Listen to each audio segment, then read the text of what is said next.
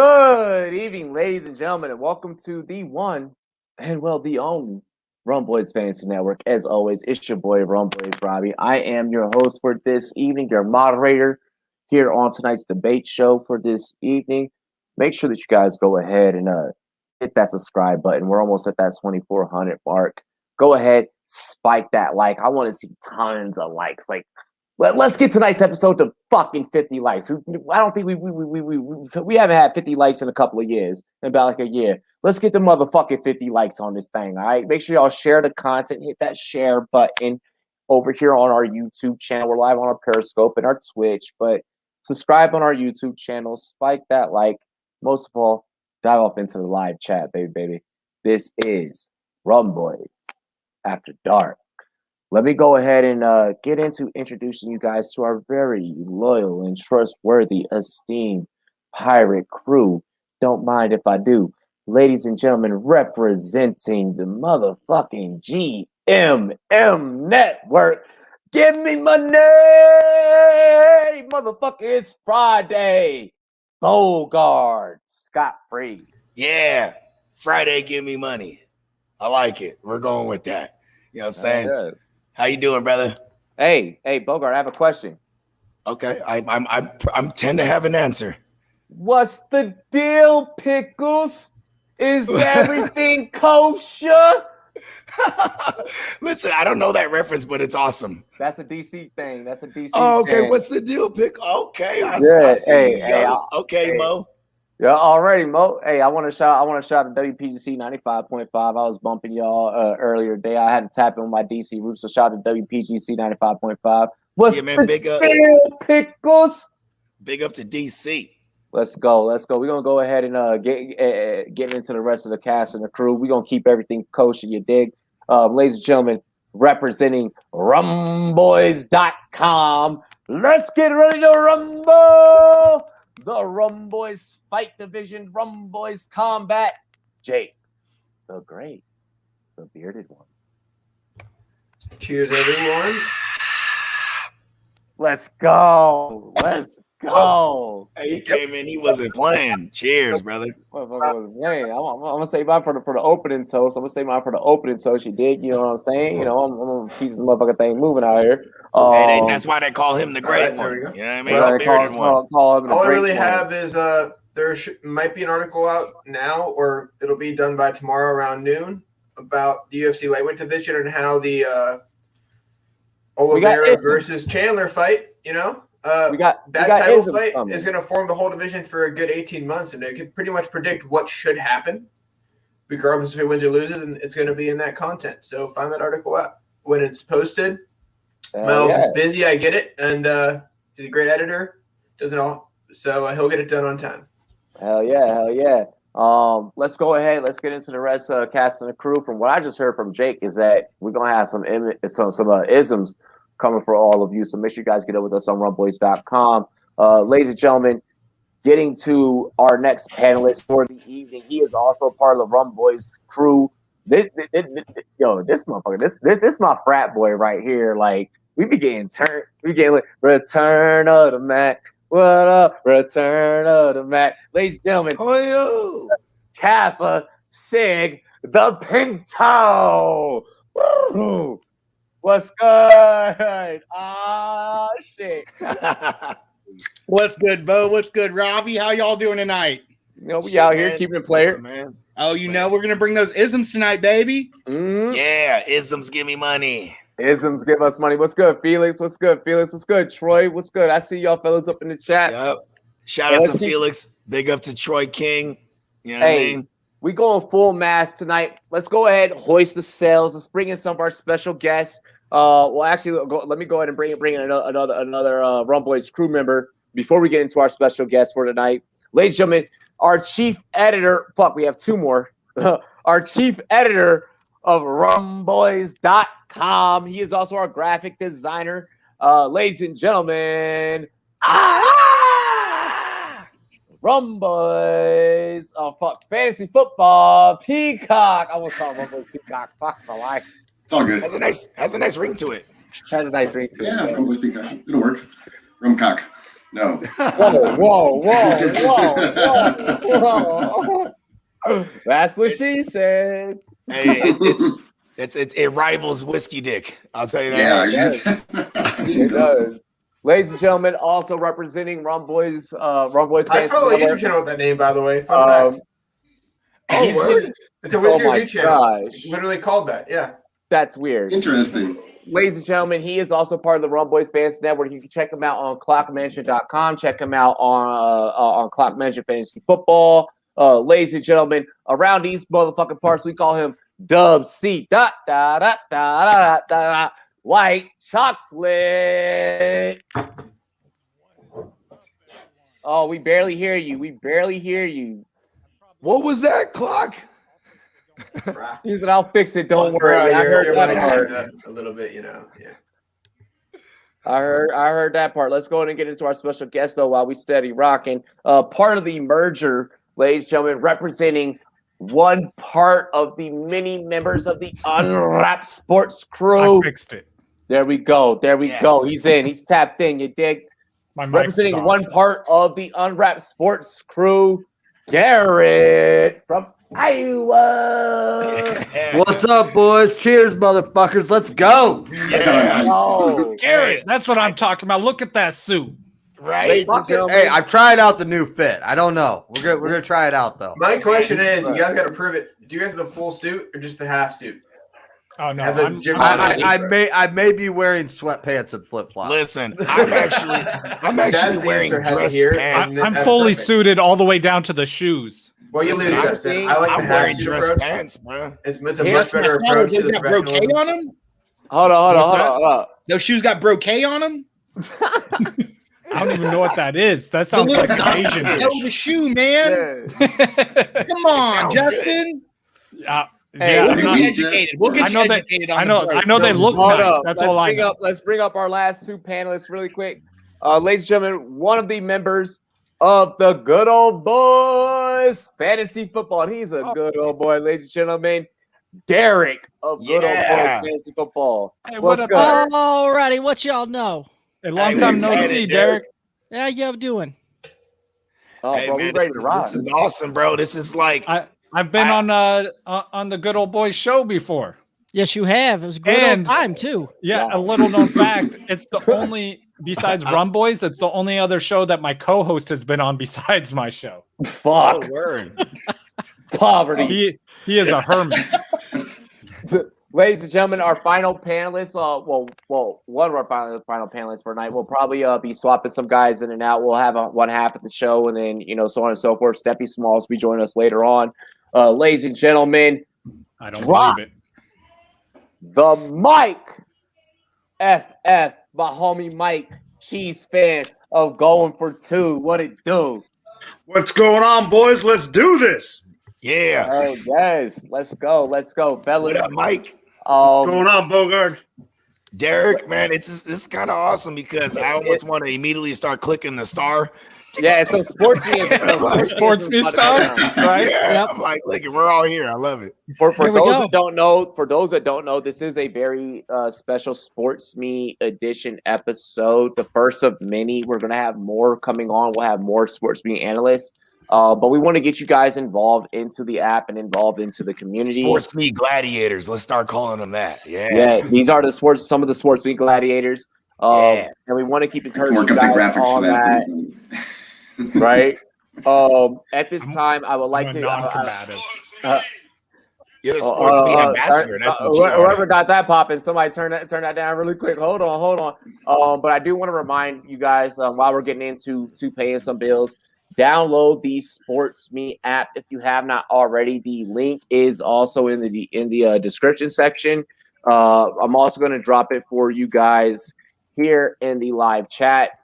Basic breakdown of SportsMe. All the gentlemen would agree. It's a really easy way for you to get interaction up close and personal with some of your favorite athletes, analysts, and for you guys as analysts and podcasters, even interact with your fans that don't get to see you on a day-to-day on your podcast. So it's a really excellent tool and another social media platform to where you guys can get out there and express yourselves. So I recommend everyone hopping on SportsMe. the fastest growing sports platform. I'll go right now.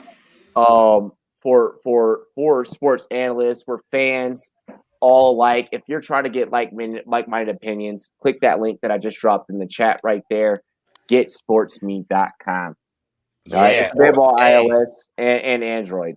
I want to add, even if you want to, mix and mingle with individuals that aren't quite like-minded, SportsMe is where it's at, because that's what we want. We want everyone to debate. If you want smoke, it's a great place to go get smoke. Like, if you want smoke, you're gonna get smoke. Yeah. And then Bogart, go ahead and hit him off with that. Hey, ladies and gentlemen, Rumboyz and girls all around the world, hear my words. Head on over to monkeyknifefight.com. Download the MKF app. Use promo code Rumboyz in all caps and no cap. We're going to match that first deposit all the way up to $50. Get in on some of this March Madness prop action. Get in on some of this NBA action. Hey, and even if you're just an NFL head, man, download the app now and put some money in that thing and just sit and idle by until football comes back. We got prop action for every single sport. Bro, head on over to monkeyknifefight.com, promo code Rumboyz. Monkey Knife Fight, give me money. I ain't going front, man. There was a point in time, there was a hot minute. I'm honestly not even a hot minute. There was this one time where you and I, man, I think it was like week 8, motherfucker, and like we was like Monkey Knife Fight. We hammered Josh Allen. And I had accidentally clicked. I thought I was doing a small prop, but I thought I was playing small cash. I remember this night. Yeah, well, I was drunk. And I didn't see where I was scrolling. Happens to the best of us, man. And I put more money down.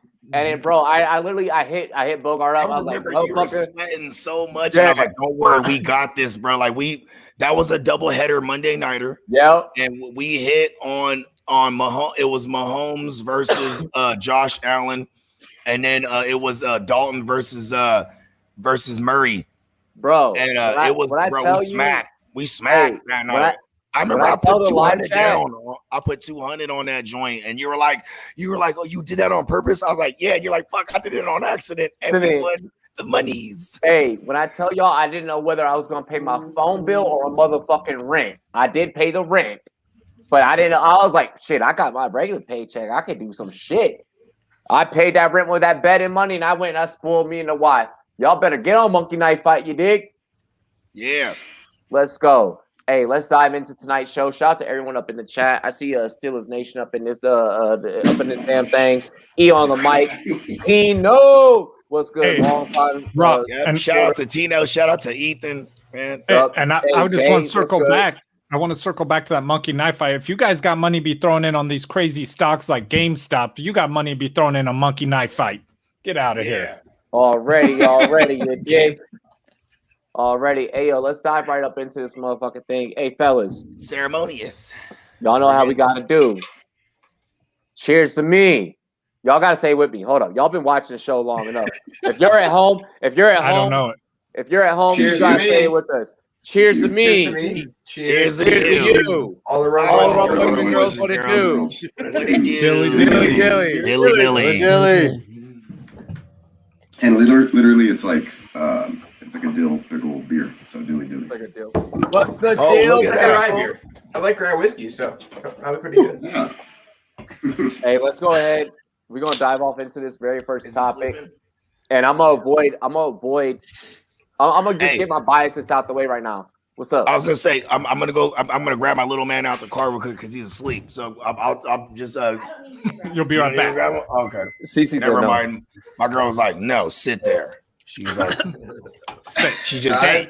You just sleep in the car by himself. Usually, it's not a conversation. You just witnessed me get checked right there. Exactly. Yeah. We heard it. Hi, Mama. Hey, Robbie. Want to hi to people, Jan? You want Hey, Robbie, to say hi real quick? Say hi. Hey, are we going to talk about the boys or the Bears? We're going to talk about the Bears? We're going to get there. We're gonna get Okay, there. all right. That's all I wanted to know. First things first, to begin the show off, we're going to get my bias out of the way. The Washington football team has now signed Fitzmagic It's magic. And Curtis Samuel. Thoughts on both these guys and their future fantasy outlook? I will save my take. We're going to go with Chris Pinto. Get him. All right. So I think you're going to like what I have to say, Robbie. Obviously, Curtis Samuel is like a Swiss Army knife, right? 2 years in the NFL, drafted in the second round, 40th overall, super good. Like just whatever you want him to do, right? You look at his numbers and 744, 923. He's only last season, he had a huge increase from 4.7 to 7.7 touches per game. I really like him in this offense because F1 is going to take the top off, right? He's the number one guy, but Curtis Samuel is going to be able to do everything else, right? Logan Thomas should get his share too, Antonio Gibson as well. But I really like Curtis Samuel because when you look at Ryan Fitzpatrick, Fitzmagic, if you would, his secondary guy is feasting, right? Devontae Parker feasted, but so did Preston Williams for a while. So and I'm going to turn it over to Ryan Fitzpatrick now. I love the guy. I married into the Fitzpatrick clan. It's not St. Patty's Day. It's Fitzpatrick Day in my house. And you look at this guy, right? He's had a top 5 season one time in his career. But the dude, like we were mentioning in our pregame show, he's got the intangibles. He's from Harvard, a Harvard grad, the smartest guy in the NFL, a journeyman. He knows all the ins and outs of everything. And so on this Washington Football Club, he's going to light it up. I like Fitzmagic as a solid quarterback too in your Superflex leagues. I'm actually going to target him later on in Superflex leagues. And in one quarterback leagues for redraft, give me Fitzmagic all day, Robbie. I'm with that. I'm with the shits. I'm actually going to chime in a little bit to maybe buy Bogart sometime. So I know I said I was going to do my take last, but I'm going to just see if we can buy him some time. Look, guys, when it comes to Fitzpatrick coming to the team, we're talking about a motherfucker that knows the speed of the game, okay? And when you know the speed of the game, I don't care about your age because your brain is already working at a higher level than most other average players. I'm not talking about people like the people that you see on the panel tonight, okay? And that's not downing any of our athletic abilities, but I am making sure that I do state that this is someone, despite age, knows the speed of the game. His mentals are protected. He's protected his chicken as well throughout this. It's okay for him to take this contract. It's okay for him to not retire, and it's okay for him to lead this team and also teach Taylor Heinicke. And unlike Miami, we're not going to pull him while he's hot. We're going to let him just be hot while he's hot. Samuel, McLaurin, for those of y'all love the stats, and especially for my Devi guys out there, I want to let it be known that these are both 4.31 receivers, 4.33, 4.31 receivers. These guys are track star fast, okay? These are Usain Bolt fast guys. I'm not talking to the literal Usain Bolt. I get it. Usain Bolt's the motherfucking fastest man in the world. We're going to leave that be. But you get what I'm saying. I'm going to keep it playing, all right? You cannot touch what you cannot see. Curtis Samuel's clearing guys off of blocks at his size because of his speed. McLaurin's going to do the same thing. You have Logan Thomas that's going to be there. If we get another tight end, I'm okay with that now at this point. If we start beefing up offensive line, I'm okay with that at this point. Because now we're just missing a couple of different pieces to make us a true high-level, high-octane NFL offense. With that, I now defer over to Rumboyz Combat. Yeah, so I will say Ohio State might be wide receiver U at this point with all the guys they have at receiver who just end up being second or third round picks and dominating for a period of time. I don't think he's that type of guy, or I don't think he's a wide receiver 1 or 2. I think if you're going to get him, it's probably going to be in the flex category because his production is really not traditional in terms of how you find a football player that touches. So you're going to have to really make him as a complementary piece. In college, he was what Braxton Miller should have been at Ohio State if Braxton Miller stuck to receiver. And I think he is a weapon there. I don't think he'll be the primary weapon. I don't think with Fitzpatrick, he's going to be as much of a threat because Fitzpatrick loves to get the ball deep. He likes to get the ball in situations where he can get the space and make plays after the catch or after getting the ball. So he's a weapon. And I think, if anything, he won't be – I can't see him getting the yards he had last year, especially with what he has now. But he's going to be somebody who contributes more outside of fantasy in terms of what he can do to keep the defense focused on him, at least one side of the field, or at least one coverage guy where you cannot double McLaurin all the time. Okay. Peacock. Yeah, I'm a little bit more with Jake on that with Curtis Samuels. I feel like if Washington doesn't drop a lot of gimmick plays or include a lot of quick touches, shovel passes, feature him out of the backfield as a running like he was, when he was with with his former team, with a team that was really trying to take the pressure off of some quarterback carousel that was taking place and at the time. And McCaffrey carries and getting hit in the backfield, so they were just kind of letting him run the ball for McCaffrey at times.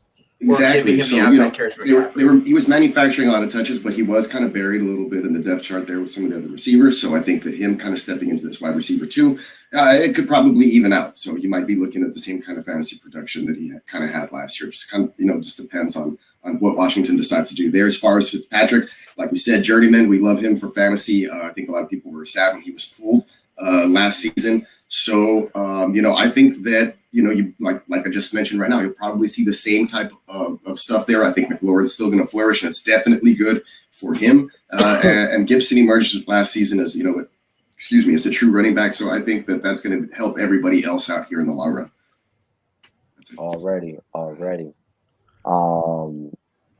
Sorry, I just got distracted by a fucking Twitter message, and I was like, I got you. That shit. Go ahead, Don. Justin, I knew it was your turn, but it's a fucking type of message that I got, and I was like, oh shit. Go Let ahead. me drop in some Robbie. Hey,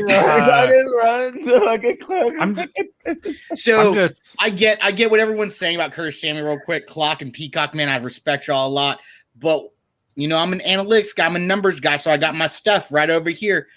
The dude, 4.7 touches per game in his initial rookie year, had 14 air yards per target. And then last year, even with all the gimmick plays, he had 9.7 air yards per target, which is top half in the league, guys. He's running down the field.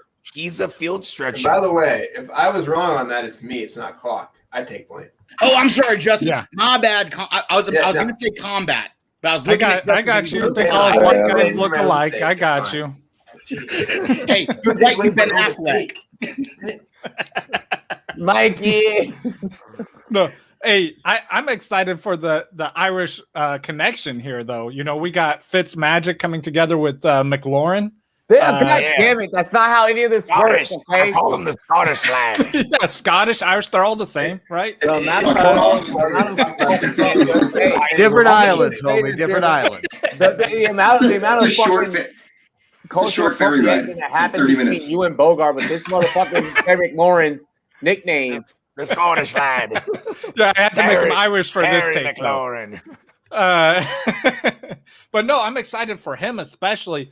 Curtis Samuels, I think will definitely benefit as the speed dude, right? Because we all know Fitzmagic can throw it down the field and make magic happen. So that's going to be incredible watching him deep down the field. But Terry McLaurin being the number one wide receiver there with a quarterback who just lets it loose, and he will force feed a receiver. So I'm excited for this. We've seen him do it on so many teams, make multiple valuable wide receivers for fantasy purposes. So that's going to be incredible. I think it's cool for Curtis Samuel and all, because he's definitely getting a quarterback upgrade this year. But I'm more excited about McLaurin about anyone in this situation. And just to piggyback off what Robbie kind of hinted towards, the NFC East as a whole is going to be good this year. People don't want to think about that after how bad they were last year. But this year they're going to surprise a lot of your common football fans and how great they look. Most of them. They already signed with the Giants. How come we didn't put John Ross on the show sheet? Bro? Yeah, and I'm leaving the caveat there for Philly. Fucking Pinto tweeting from my account. That's so fucking funny. Oh my god. Sorry. Yeah. All right, is that me? Yeah, it's on you, Garrett. Yeah. All right. I'm gonna bring a little twist in here that nobody has addressed. The the Washington football team has also signed Tyler Heineken. I think it's good. Taylor Heineken. I think it's going to be a starting quarterback competition. I didn't expect the last name. Heineken. Yeah, his name's Heineken. I don't care what you say. His name is Heineken. It's Heineken. No one asked me how to spell his last name. It's Heineken. It's got to be Henny because I always say anything's possible. Go ahead. All right. Heineken came in and put up 23 points against a defense that let Patrick Mahomes put up 9. I think this is going to be a legitimate starting quarterback competition. I would love to see it. I hope Heineken wins it. I would love to see him starting out in Washington. And with Samuel, he's going to be another weapon. This Washington team is going to be dangerous. I think they're going to run away with the East. I don't agree that the East is going to be competitive. I mean, Philly's a dumpster fire. You got Dak Prescott that will put up 4,000 yards, 1,000 in the first half, 3,000 in the second when they're down by 14, like he has every other year. And Washington's going to run away with this division, regardless of who's at quarterback. And even if they go with Heineken, Fitzmagic is going to be a great guy to have at backup, helping out, giving pointers. Either which way, they are going to win, and they are going to be dangerous. Just don't discount Heineken. Don't write him off. Yeah, my fantasy dynasty team would love that because I just picked him up a couple of days ago. I forgot about that. Yeah, that's a good point. Derek? So we just went through and did a dynasty draft, just wrapped up earlier today, as a matter of fact. Fuck the and the beautiful thing was that I ended up picking up Curtis Samuel in the 9th on that one, and Ryan Fitzmagic in the 21st on one there. So beautiful little stack there. Very happy about that one. But the one thing that I haven't heard anybody mention yet is Ron Rivera went out and got his guy again. Curtis Samuel was a guy that he went out, sought out, brought into Carolina. And so there will be packages put into place for Curtis Samuel in this offense that, again, Terry McLaurin's going to be the undisputed wide receiver 1 on this team. There's nobody going to argue that one. But Curtis Samuel is going to be very productive. And I could very easily see him finishing right around that wide receiver 20 this coming year for fantasy. Oh, okay. I was just about to say, you have him as a top 24 guy. Okay, I see you. Well, I mean, last year you look at it, he was number 25 in a PPR style format. So I don't see it anywhere outside of the possibility of him finishing top 24 when you move him over to an offense that, will put him as is scripted into it with less competition at wide receiver, because he's only got to compete with McLaurin for touches at the wide receiver instead of having to compete with both Robbie Anderson and DJ Moore, who are insanely talented wide receivers as well. Yeah. Hey, Rob, can we talk to your football team since they don't have a theme anymore? Whenever McLaurin scores, can we get bagpipes going? Yeah, fire up the bagpipes. So I remember I used to have a bagpipe drop. Hold on. You need to bust out a kilt. No. It's not a start. It's a kilt. What I'm hearing y'all say is after we just motherfucking got rid of our name, you want us to get in trouble for some other shit. No, you can make fun of white people. Fighting Irish is allowed. He said, "Oh my God, Justin, you can't say that." No, I can. I can. White chocolate, right?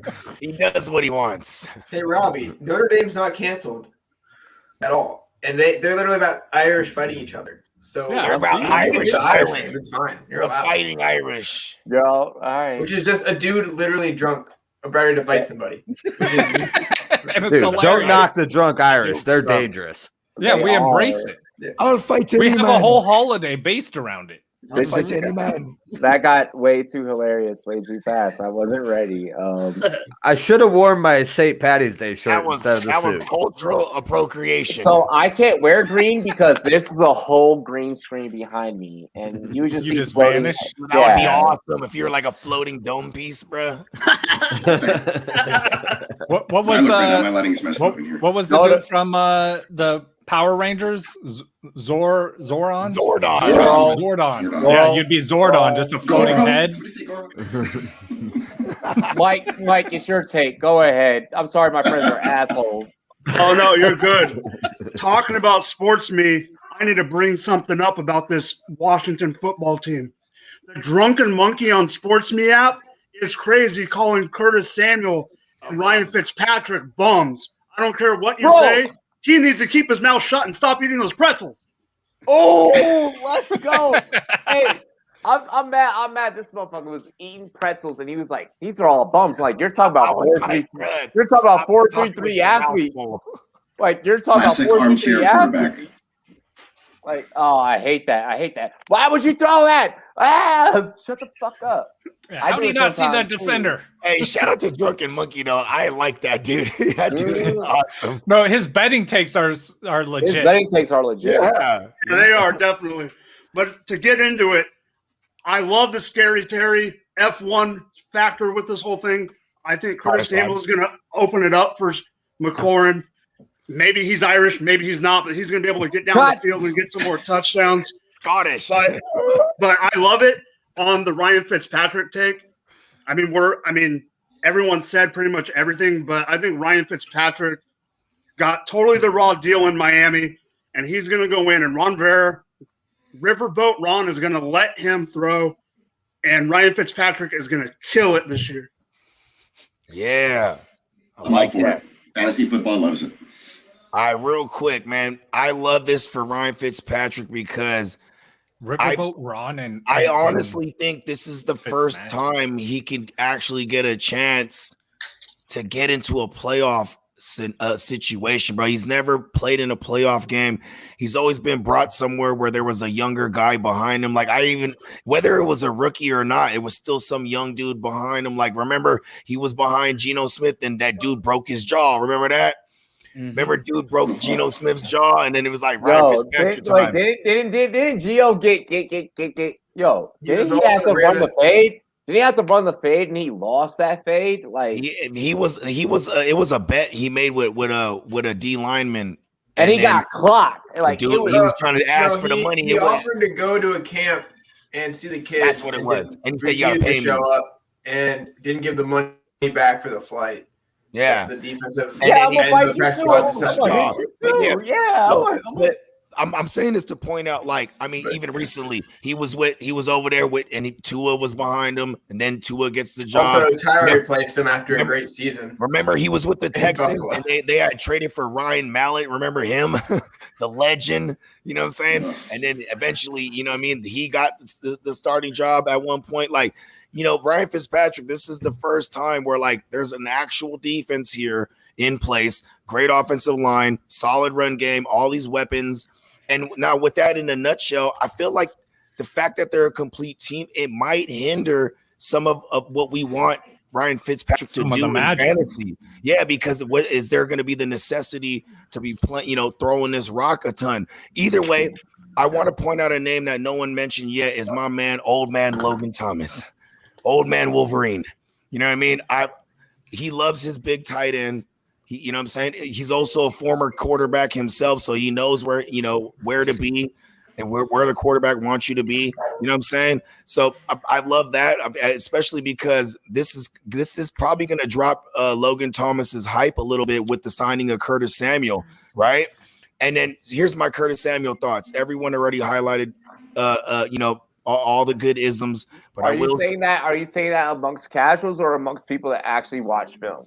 I'm saying that amongst us, bro. You know what I mean? Like, I'm saying, okay. So if you really get a Curtis Samuel, we're trying to breed our viewers to be like, you know, the step or two above the casual fantasy enthusiast. You know what I mean? Because come on, bro, we're talking. So then fantasy, you know that the Curtis Samuel's not going to affect those guys. Yeah, but we obviously know that Curtis Samuel. In my nightmare scenario, fits in a Deebo Samuel, Brandon Ayuk type of role, where exactly. And I was just gonna get to that. That I hope it doesn't take away too much from my man, the Desperado, Antonio Banderas Gibson. I don't think himself. I think it helps everyone. I know, but it might. I'm saying though, some of those gadget plays involve, you know, jet sweeps, carries out of the backfield, etc. So I'm just hoping, you know, the Desperado, you know what I mean? As long as they don't do a lot of that in the red zone, then it shouldn't matter.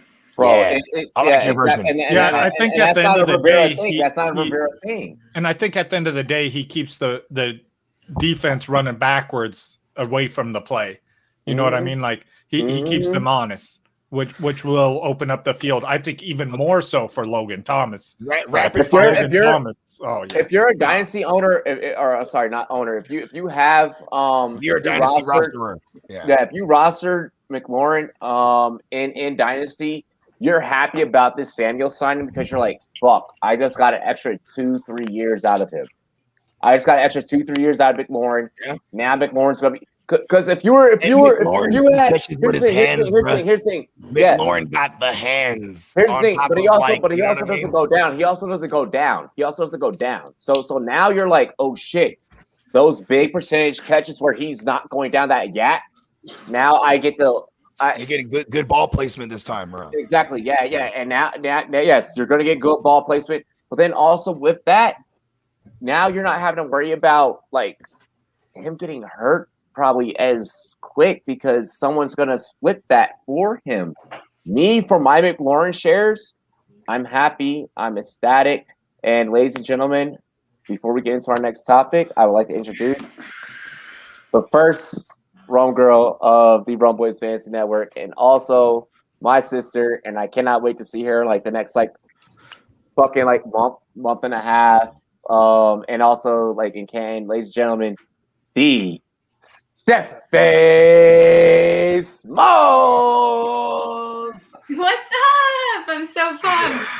It's been way too long. It's been way too long. I'm literally about to fucking do a shot now. Yeah, good idea. Let's do it. I feel like I miss you guys so much.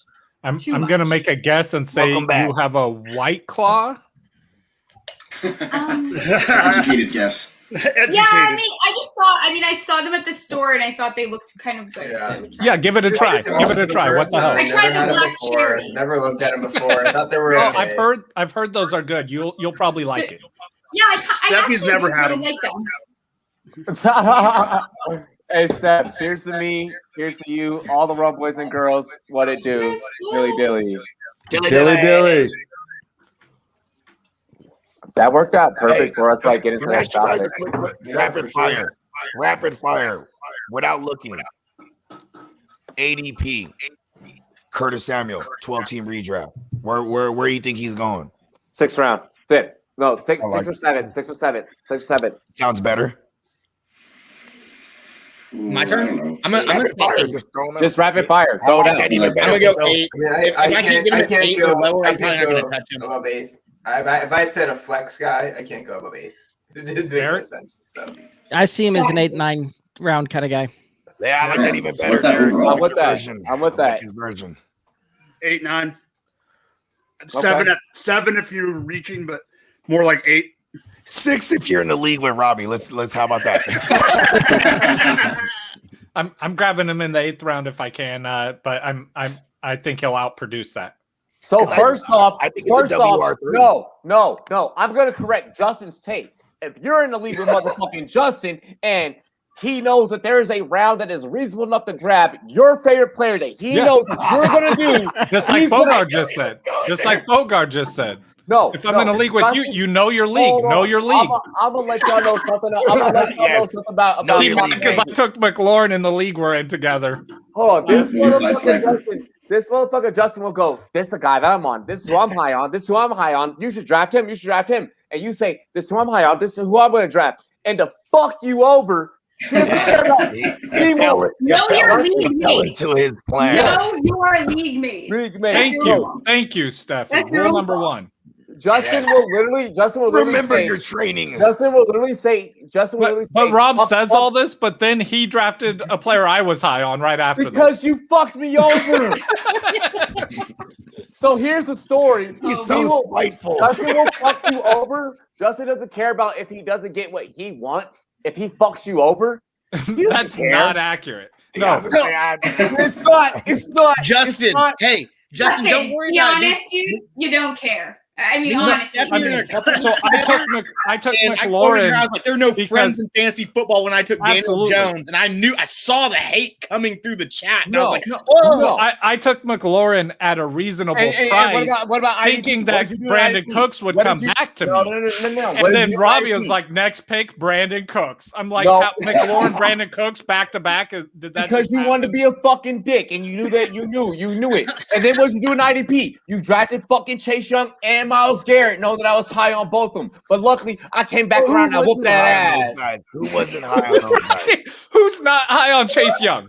But not when you went to go get him. There's no dibs.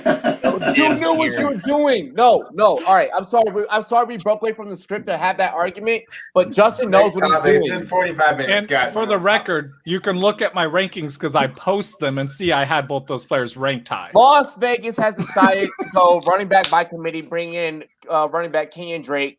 What are you, or by bringing in running back Kenyon Drake, what are you going to do with your Josh Jacobs shares? We start off with Stefan. So I feel like everyone is still very low on Josh Jacobs. I get that they have to share the backfield. It's fine.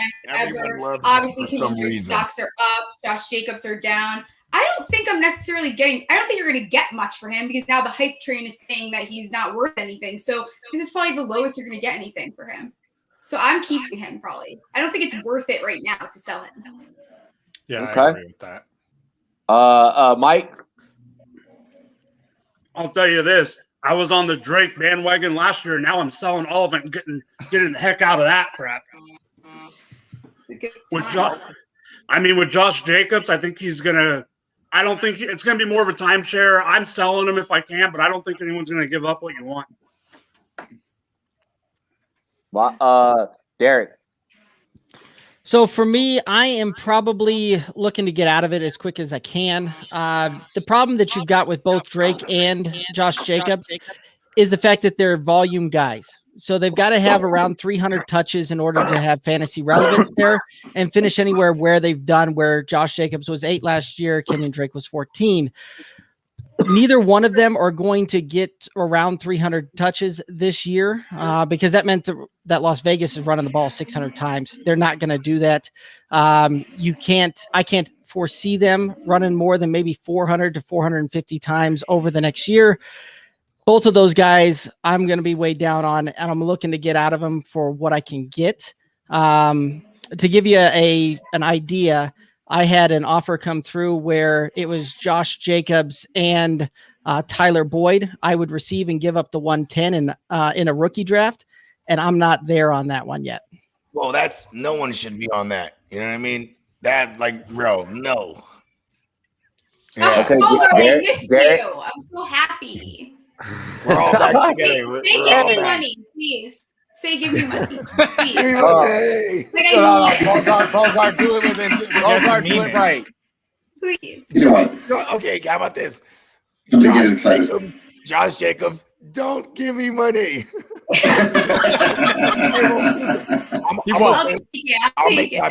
I'll make my piece real quick.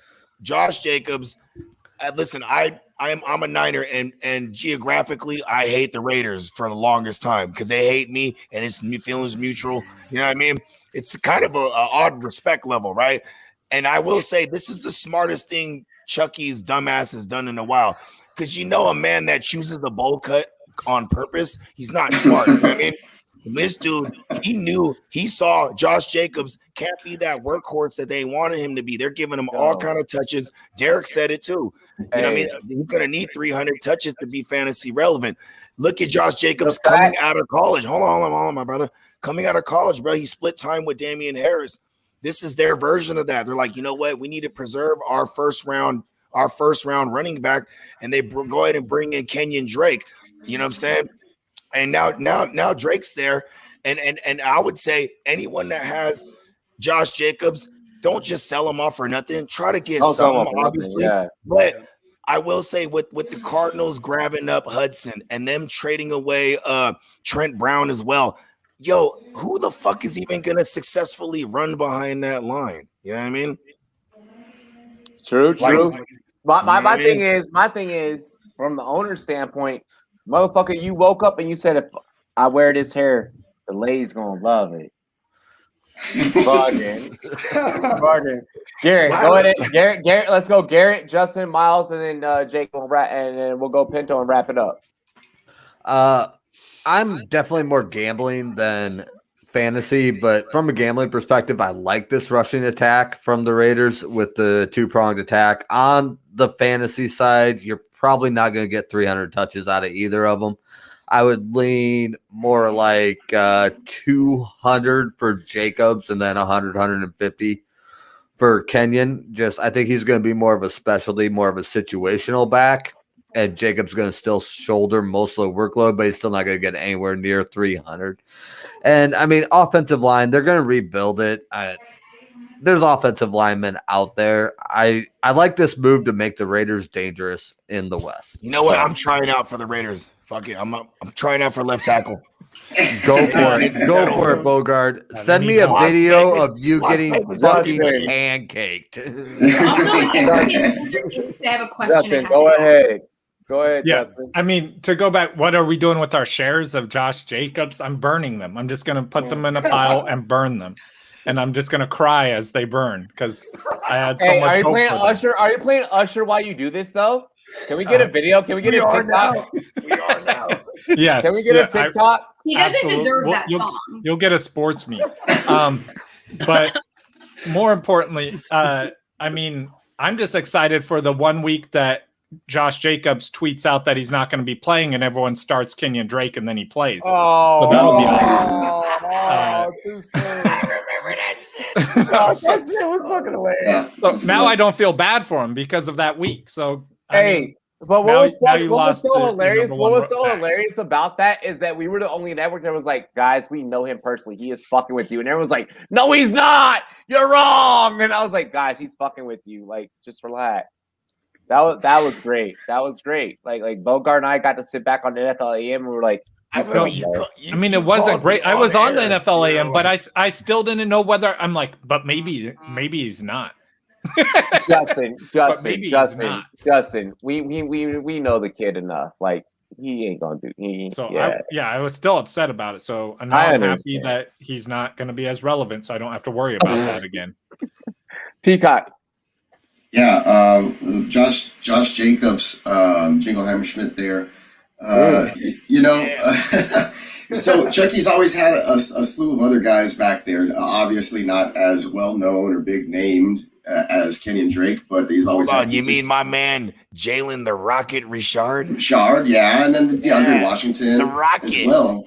So I mean, he's had guys in there to kind of like spell Jacobs regardless up to this point. So it just depends if Drake's going to come in and be more than just that, a situational guy, a 2-minute guy when they're trailing big, which is probably going to happen. He just gets inserted so that they save Jacobs. So I don't know how they're planning to do this, but for me, I still don't see him just coming in, overtaking. He has to learn the offense. I mean, there's other things. He's not the incumbent there, so.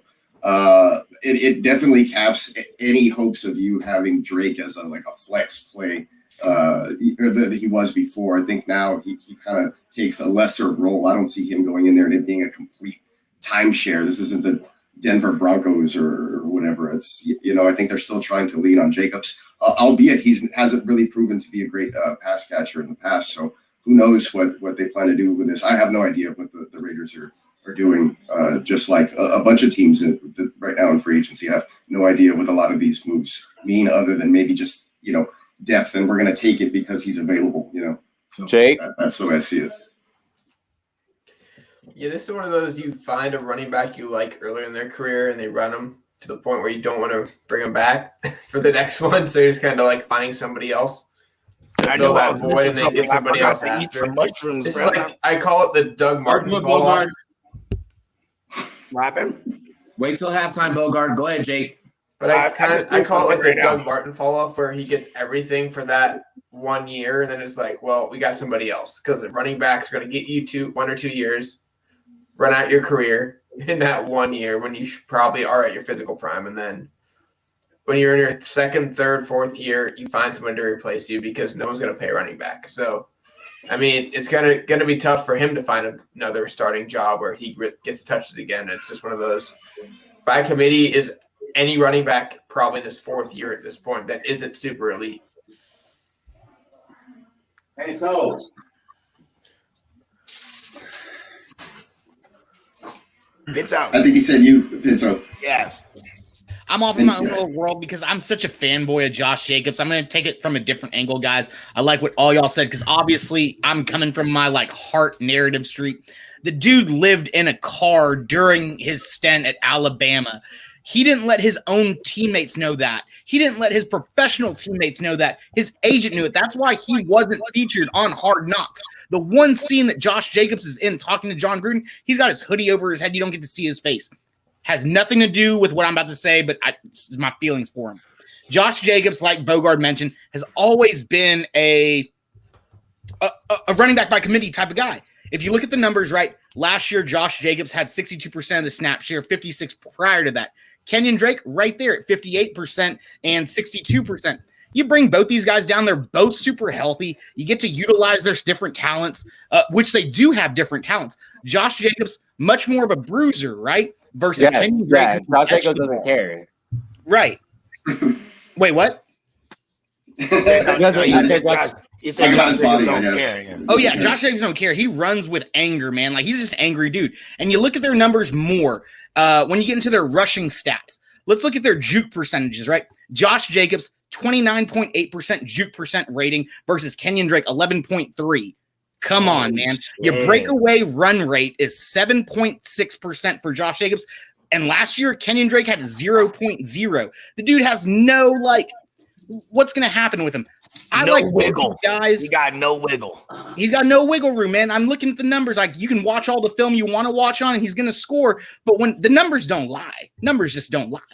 And so when I'm looking at from scrimmage now, both these guys, the last 2 years, over 1,000 yards, there's no reason in my mind both these guys can't put up a total of 850 each, still be serviceable as a running back 2 for Josh Jacobs when those weeks come. And they both have running back 1 potential in my mind. So everyone who's selling, sell them to me. Let's go. Okay. Is this the one man? Random dog agreed with you. So yeah, I'm in agreement. I'm in agreement. I'm selling my Jacobs shares. Ladies and gentlemen, for those of y'all that don't like to compare the stock market to fantasy football, I'm sorry, but this is a perfect time to compare it. Why am I going to hold on to something? Why am I stonks? Sorry, why'd you say that, Miles? You know I'm gonna. I just like saying it. I know, stonks. That is fun. Stonks. Diamond hands. Let's everybody try it just one time. Everybody, just stonks. Come on, stonks, give me money. I can't hear Steffi, and he's going. Yeah, Steffi's going. I can't hear you. I know. Is she saying stonks? She was going off. I saw the hand movement go, and I was like, I need to hear that. You guys can't hear me? No, now we can hear you. Oh, wait. Now we can hear you. My mic must have cut out. Now it's not funny. So now it just keeps going. You got the hand movements going? I thought you were just doing. Yeah, as you know. This is how you know. I thought you were just doing karate. She was like, you had to have been there. It was fun though for myself and so much room for activities. So much room for activities. Okay. Last question before we go into. Hey, really quick, is that a palm tree in the background? It's real. It'll probably die in 4 days, but I just got it. Yeah, it's real. We have some more plants here. That's fine. No, you just give us some of that White Claw. It'll be good. Yeah, I assume it. I thought you gave them White Claw. You can hydrate it. I have the instructions. So the instructions on it say. Wait, your tree came with instructions? Yeah. My tree listen, my tree comes with instructions, bro. But it says, okay, this is what I don't understand. This is you have to like drain some. I gotta hear this. I'm just shocked that the instructions have more than one thing on them. Wait. It says avoid overwatering, but then doesn't tell me how much to fucking water it. Like that's the dumbest shit ever. Tell me how much to fucking water it then, because you know I'm gonna overwater it. Like I feel like you're setting me up for failure here. Stephanie, 1 cup a day. 1 cup a day. It's important. Does it say water with White Claw? Wait, a day? I thought you don't give them that much. No, I think that's too much. Hey, I feel the same way. Josh Jacobs came with that same warning: avoid overworking. It also tells you to keep it upright, like as if I'm going to put my plant sideways. Well, Stephanie, does it say to water with White Claw only? That's important. No, that's how you feed me and keep me alive. This is a plant. Oh, okay. Well, the plant could be the same thing. It could prefer White Claw. You never know. Yeah. So I don't know. I'll look into that. Next topic. My trees come with instructions, man. It says break it down and light it on fire.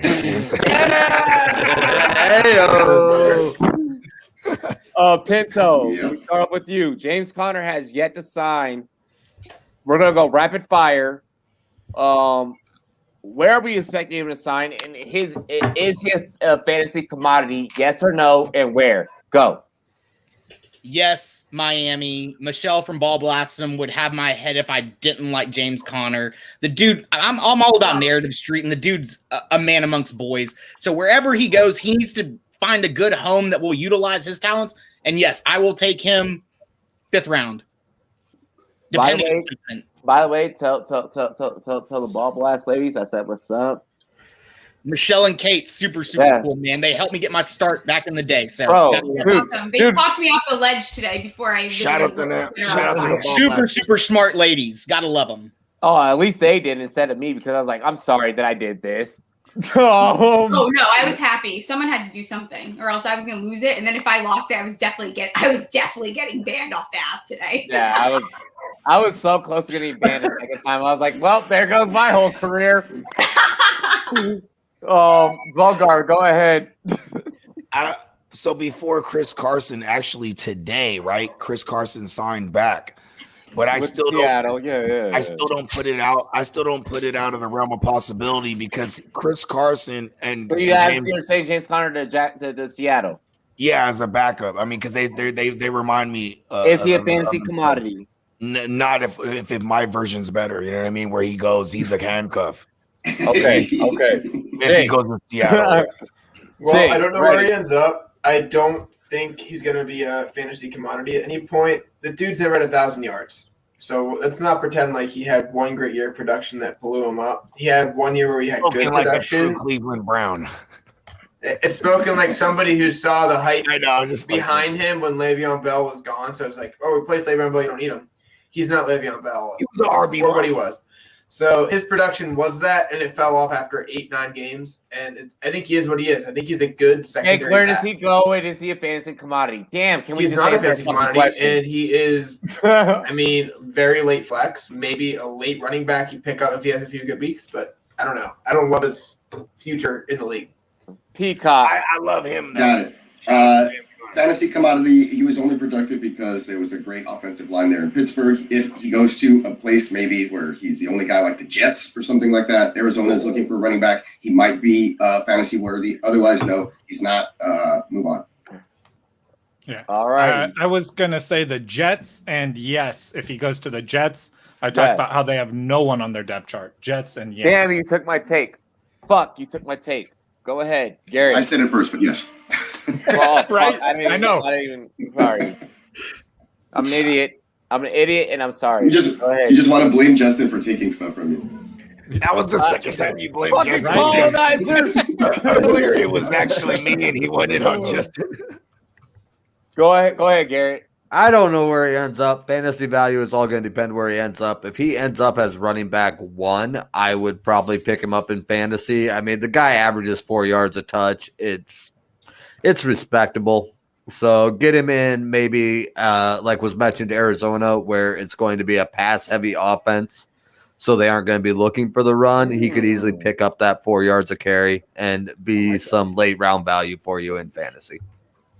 Derek, are you having a beer? I haven't fucking seen you do anything tonight. All right.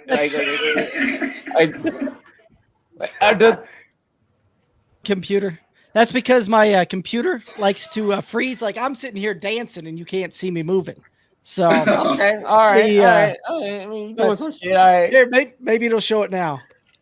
Drank a whole beer already. We just didn't see it. Nope. That's what this black is full of. Anyway, he's actually wasted. Anyway, so Pinto, this one's for you. He's going to the Texans because that's where every running back this offseason goes. Wow. Okay, That's bad hilarious. take. I love that. Bad take. My actual answer is I think he either re-signs in Pittsburgh on a very team-friendly deal, or the other place I'd like to see him is end up in Buffalo, running back by committee up there. No, he doesn't have fantasy relevance in Buffalo. Pittsburgh, yes. But he is a guy that the worst season that he's put up is a 4 yards an average carry. He's usually over that. So you put him in the right system, right line. He's a good guy and could be a late steal in a 5th, 6th round type of thing. Man, can I change my answer to the Raiders? No, you can't. Not the Raiders. Running backs. That's not how the fucking show works. Right. Oh, go ahead, Mike. Damn it. All right. Garrett and Derek both stole the 2 spots I could see him going.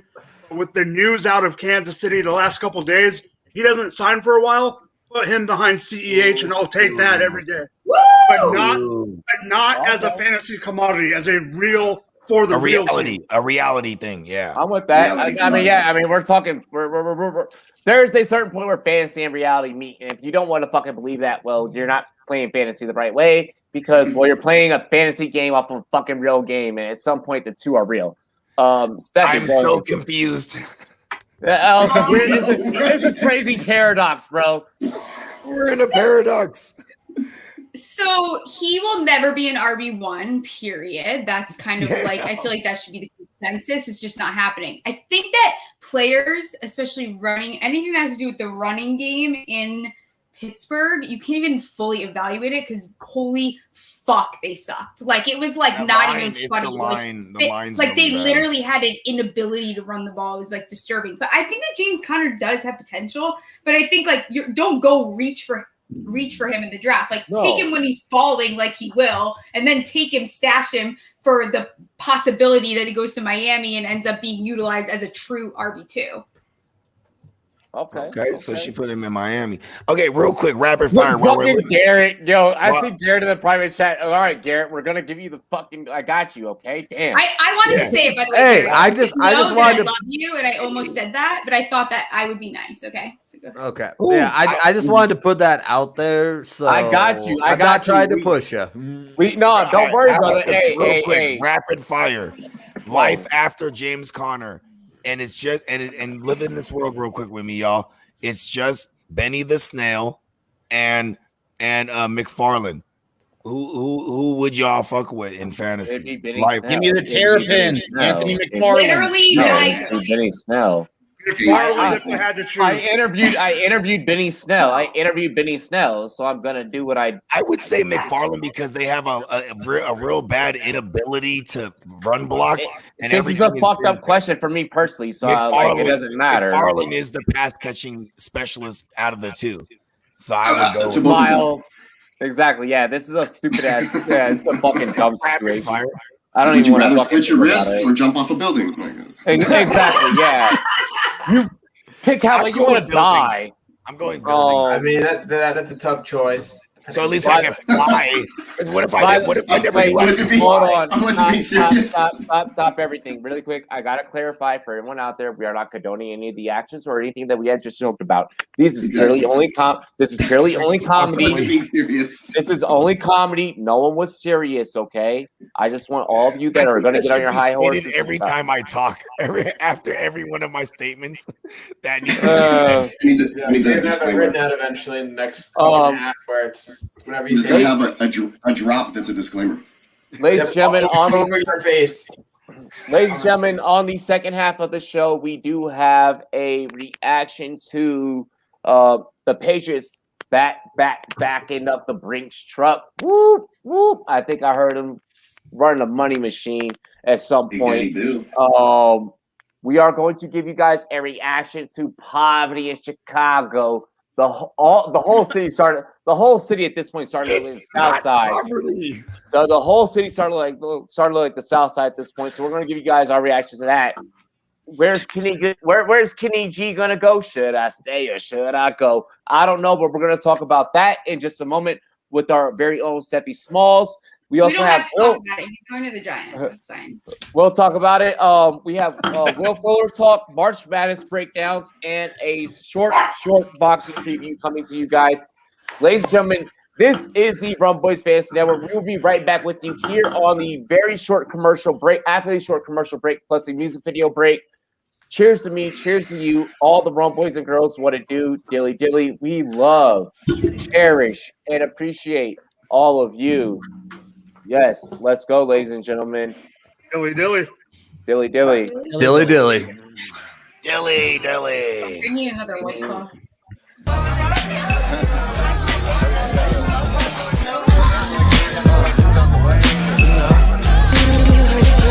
What's up in that? Sky. Look, I don't play sports, but you better give me room on the court. You know the kid tryna ball, of course. Bogart, Scott free, call me Scott for short. Still waiting on the main course. All in, still following the same course. The road's rough, but I'm smooth, I ain't course. So slick, I can scoop soup with a fork. I'm a youngster alone, you know I'm sly. Bogart, push hard, you don't know about my line. I'm getting squeal, cause I fill your nose with the white. Plus I'm ill, known for being cold on the mic. Couldn't tell me different, cause I noticed the light behind the velvet rope. Big bottle Patron with the limes. Getting over, getting my dough up. Young star finna blow up, supernova. That's right, supernova. Verse 2, living life is my virtue. So don't be trying to threaten mines, I'll hurt you. Scott free, set free when I hit the tree. Inhale, hold it till my face turn blue. Till the damn worm food, I'm a living infamy. Every time I'm on the track, I'm writing history. So raw, I should broadcast every Monday night, the Bogey Show. Every episode, I stack my money high. I'm blowing big purple. I smoke fat blunts, plural. That means more than one. Talking ways to get cash, I got more than one. I'm trying to run across the nation, Forrest Gump. You know my occupation, clocking bucks. I'm getting over, getting my dough up. Young star finna blow up, supernova. Since a young age, I've been about paper. Yeah, I'm a dynasty, LA Laker. I'm the best, you can put up any wager. Go bar for bar, got 31 flavors. Anybody can get it, party favors. I've been on point, sharper than a razor. Everybody fall back, trailblazers. You a minor in the league, my team major. Young T, keep it copacetic. Coming short up on my money, man, I won't forget it. A chick magnet is a habit and they don't regret it. Just believe me if I said it, then you know I meant it. And she wanna kick it and smoke, but I'm money motivated, get cheddar and go. Now I ain't being disrespectful, just letting her know. Had to break it down into an incredible flow. You heard it through the wire.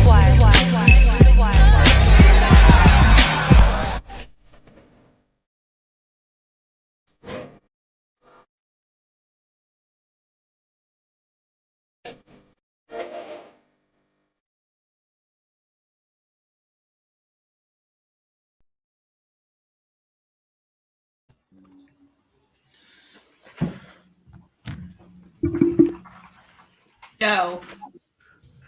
It's very quiet. Let me tell you a little story. Once upon a time, there was a monkey knife fight. And one day, they met one team partners in the NFLPA. It's a match made in the pits of a monkey knife fight. And everyone lived happily ever after. Are you listening? This is big. What is a monkey knife fight? You know, it's thing monkeys, knives, you get it. Fantasy sports is monkey knife fight. And monkey knife fight is fantasy sports. Monkey knife fight is daily fantasy. Monkey knife fight in the house. I am Monkey Knife Fight. You are Monkey Knife Fight. We are all Monkey Knife Fight. Monkey Knife Fight. You have the NFLPA behind the company. It's exciting for me to be a part of fantasy sports. When I think of fantasy sports, I think of beating all my buddies year in and year out and being able to brag about it. We're not just partners in it. We're owners. And it feels awesome to be an owner. I challenge you to a monkey knife fight. We've been saving you a seat at the table, Monkey Knife Fight. Welcome to the one team and NFLPA family. Monkey Knife Fight. Welcome to the family, Monkey Knife Fight. Welcome to the game, Monkey Knife Fight. Monkey Knife Fight! I challenge you to a Monkey Knife Fight. Monkey Knife Fight. Monkey Knife Fight, Monkey Knife Fight, Monkey Knife Fight, Monkey Knife.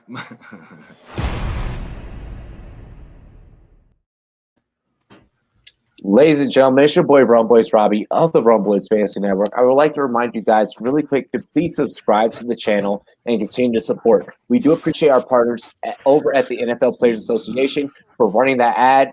Here at the Rumboyz Fantasy Network, we are very known for sticking with the players, and we will always continue to do so. Thank you for the NFL Players Association, and we'd also like to thank MonkeyKnifeFight.com and the Monkey Knife Fight app for allowing us to be able to run that ad. Thank you very much from the Rumboyz Fantasy Network. Let's get back into today's show, the Tonight Show. Hey, fellas, ladies, y'all having a good time? Always. Only one lady. Dilly dilly, boys. I'm like two. Girl. If you think about it. If you think about it, I'm like more than one person. Like that's hey, Steffi, though, I am gonna need your help though because I am trying to do a all like have a night where the ladies take over Rumboyz After Dark. So I'm gonna need your help. We're working on something for the. I'm just gonna spoil. She's like, you're never getting it back. That's gonna be so fun. It's me, Linda, Cooter, and Victoria, and it's gonna be very fun. I'm so pumped. Hit me up. Hit me up. I'll let you guys have the network for a night and let everyone take the day off. Yeah, we'll talk. I'll take over. Yeah, we'll talk. We're gonna go ahead and get into the very next topic. You have to change the background to Rum Girls for that one, by the way. Oh, don't worry. No, I'll do. We have cross it out. I've got Rum Women. Rum Women's. Yeah. Dude, Rum People.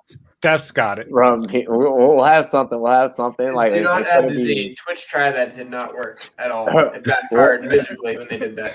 Oh, we'll have something for sure. With a Z. I want to remind everyone that you can download the SportsMe app before we get into the next topic. Download the SportsMe app. Join us on getsportsme.com. You can download it on both iOS and Android. Interact with your favorite athletes and some of your favorite teams, some of your favorite analysts of some of your favorite teams, so on and so forth. Like, guys, half of us on this staff just got to interact and like do a collaboration with Andrew Wiley. Like, Mike is one of those people. Like, he got to do a collaboration for like a hot second with Andrew Wiley. Like, that was a thing that's forever saved in his archive. That's awesome. No, I'm pretty sure they're best friends now. Yeah. Oh, I wish. And if not, our version's better. Right? Thank you, Bogart. Oh, Rum Babes. Ooh, that might be a thing. Dang, that's hard. That is hardcore. Damn, that is hardcore. Is that misogynistic? Yeah, Clayton. We would have to ask the women. We'd have to ask the ladies. You got to ask the one. I didn't even hear what was going on because someone made a fake. Can't guys be babes also though? Steffi. Who makes a fake like Mandy saying they talk to Holiday? What is wrong with people? You sick bastards! Don't get me excited like that. Yo, the Rum Babes. My son actually calls me babe because my girl does. Imagine I used to hate my son used to that. Like, what the fuck did you just say? No, but hey, no, like that'd be crazy. Like, I like that. The Rum Babes, like the Rum Bays. Like, I like that. I like that. Babes, everyone's too sensitive. It's not. That's fine. It's too sensitive. Yeah, exactly. See, everyone's so ridiculous. And if you have Linda on, it has to say kickers only on the bottom. Oh my god! The whole show is going to be about kickers. It's going to be a one-way coup. And how to incorporate only kickers, though. Yeah. Hey, the top 50. Never mind. Nobody has.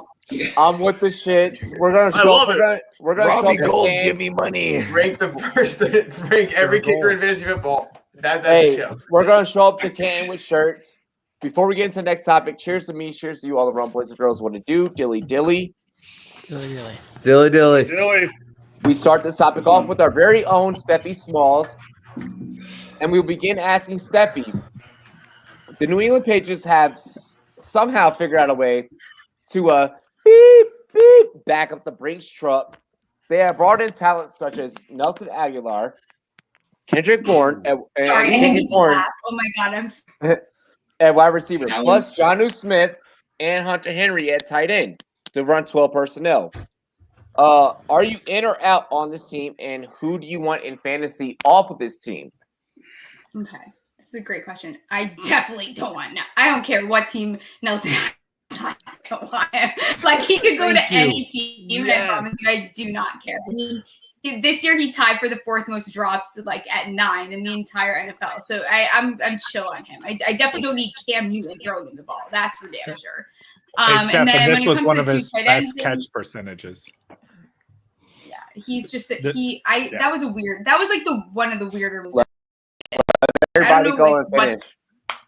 Whatever. But I like Jonnu Smith in this scenario. I think that Hunter Henry, between the two of them, I think they're just going to run a really heavy tight end targeted scheme. I think that Jonnu Smith is going to flourish there, though. I'm kind of high on Jonnu Smith right now. I think that between the two of them, he'll be the most targeted. And then especially if you get Cam cooking with Jonnu Smith, he's just going to just throw him the ball every single time. So I'm high on Jonnu Smith right now. Mike, drop that shit.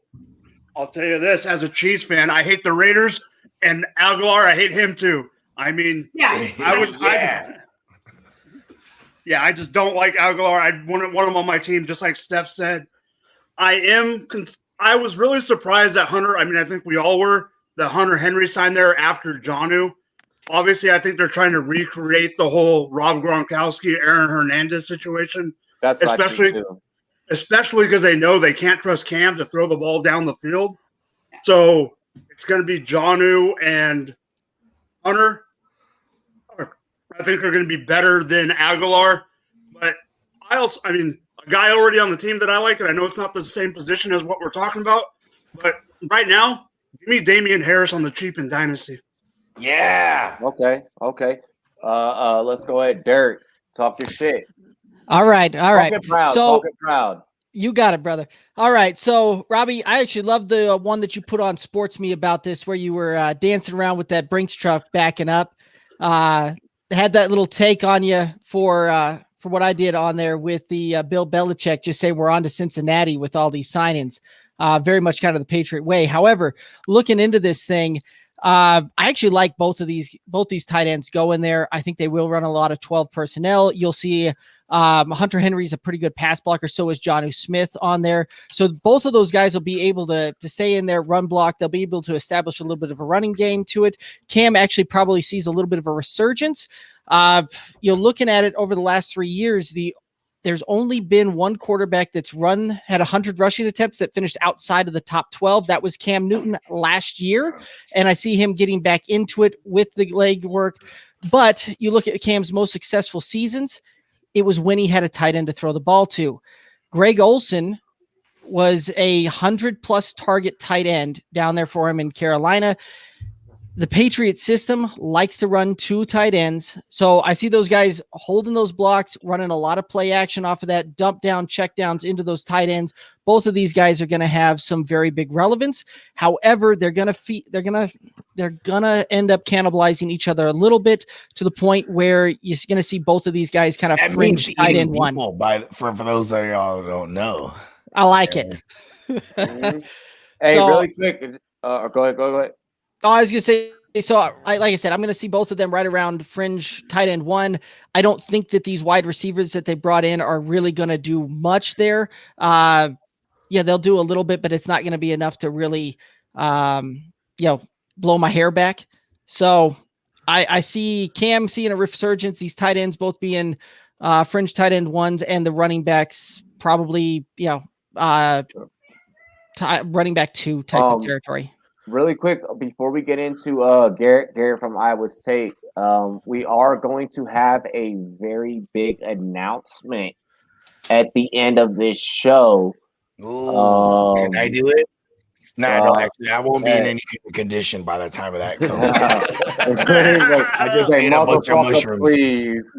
But we do have a big announcement at the end of this show as to how you guys can interact with the Rumboyz on a more personal level. We're gonna have some stipulations. Listen, I'm a Sagittarius, and I love smoking weed and long walks on the beach.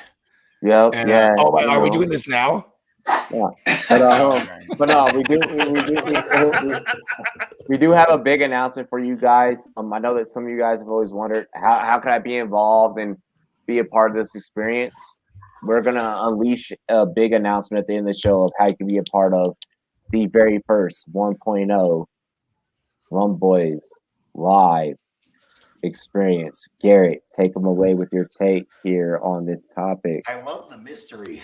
I like Jonnu. I think he's definitely a tight end one because they're going to hit him repeatedly. I don't understand all the hate for Aguilar. He was horrible with the Eagles in 2019. He made a big step forward with the Raiders in 2020. A lot. Ow, I hit my head. Fuck, I laughed too hard. A lot better yardage, a lot better catch percentage. I think he could be good with the Patriots as well. So, I like it. Bill Belichick is being Bill Belichick. So, here we go. Yeah. Justin, that shit just hurt. Sorry, Robbie. Robbie, can you over here recovering from a live shot. He's in the concussion protocol right now. No one interview him. I was not trying to kill you with that. Yo, I smacked my head hard as fuck. We got UFC rules, bro. No one interview him right now. Yeah. All right, here's your test. Can you change the comment that you put up? Oh fuck, that's smart. Yeah. Let's see if you pass neuro. Yep, he's good. Yeah. We're good too. She is a doctor in training. I am like 10% a doctor. Yeah. Go which ahead. is more than the rest of us. Go ahead, I Justin. played one on a podcast, actually. Go ahead, Justin. The Patriots are back up the Brinks truck. Yeah. So, I mean, they brought in a lot of these guys, and I was super excited when they brought in the first tight end, and then they brought in the second one, which kind of killed that excitement. I think that I'm not as excited about Cam Newton. I expect some regression here in the rushing. And he's only getting older. He takes a lot of hits. That none of that's good for any player in the NFL, and then especially a quarterback. But I mean, if I'm drafting one player, I mean that's obvious for me. It's Nick Folk. They're going to be kicking a lot of field goals. Give me that kicker. You know, he's going to be a number one kicker. He's going to be the only Patriot that's a top 12 in his position. Hey, real quick, I got to shout out Matty K9 in the chat. What's up, homie? Shout out to Matty K9, B. How much more can Cam regret? To the I love bench. Cam. So I love Cam. So I hate to say bench. it, but like my dude did not look good last year. He's running back. Oh, I know. But he looks good. He dressed nice. Yeah, he's he's he high. didn't. Yeah, To for get sure. Steph my take there. Cam did not look good, and I don't care what weapons you have. If you don't have Cam with that arm and that shoulder where he threw the ball 8 yards short in a slant, I don't really trust Cam. He's To get the ball recovering there. from COVID. He's so insensitive. I've heard that before. Or Von Miller breaking Miles, his by anything destroying you got to his say? leg, and then Yeah, he got sure. right shoulder running later. I got a couple of things, I guess. First and foremost, I'm just going to try to mention a couple of things that weren't kind of picked up like that everybody else has said. Cam did have COVID last season, and he did say that it affected him greatly when he returned. So he did miss a portion of the season with that as well. So his stats look a little bit skewed. Nobody talked about, full season pace. Second of all, the Patriots were the worst at the tight end position as far as fantasy points or overall production. So Bill Belichick backing up the Brinks truck to bring in both of these guys is not surprising. They had the capital to do it. Also, they brought in these two guys who are huge red zone targets, which helps Cam and his messed up shoulder and rinky-dink arm that Jake was just talking about. So they're trying to improve Cam in that sense. Also, Cam Newton had 12 rushing touchdowns. Everybody talks about his 8 only passing touchdowns, but he had 12 rushing touchdowns before. And a lot of that was early on in the season when people probably couldn't figure it out. But I mean, now they have those two tight ends there. So I think that all of these moves only help Cam if Cam can stay healthy, or if they can really, push this offense with, that kind of the way they want to, I guess, you're kind of bringing in that help for him. Then he can be a serviceable guy that you could pick up at the very end of your draft that people are going to forget about. And he could be, a sneaky draft pick. Wow. Cam only. I don't like everybody else. I didn't mention Aguilar. I'm gonna put Aguilar had 8 TDs last year, though. Yeah, almost as many drops. Hold on, real quick though. I want to bring up that Stefan mentioned about how Aguilar dropped the ball. This was his best season, and you're right. He was horrible. Second best season. This was his second. Second best season. Fourth most drops this Yeah, season. and he was horrible. But he's still better than Jacoby Myers. I promise you. I agree with you. That's why. But why are we excited about this? I promise Billy B does not have enough fairy dust to fix that. That's not going to happen. Okay, there's not enough fairy dust in the world. I will say this one more thing about the money though. No team, I think, in the last 15 or 20 Super Bowls who spent over like $100 million on free agency has won a Super Bowl. So this is uncharacteristic of Bill Belichick. And he doesn't have Caserio there to keep him in check and to tell him not to spend on all these players. So I think that made a big difference. He listens to his dog. I'm gonna say this. I see this really weird. Like I think that Bill Belichick picked up Rick Sanchez's teleportation gun, opened up a whole new fucking universe, and it was like. I'm gonna do this, and that universe connected to our universe, and we're living in a universe like reality. We're in a paradox. We're in a fucking paradox. Like I'm working on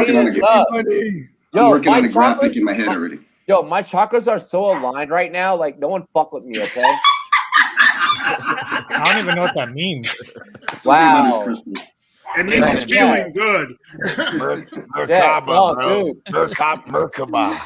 No, I'm for real. Like I'm at a point in my life where like I feel like everything is aligning. Like because of Stephanie, you get me. Okay, I get you. See, this is why you need the female presence on here. I get you. You tune in there with your chakras.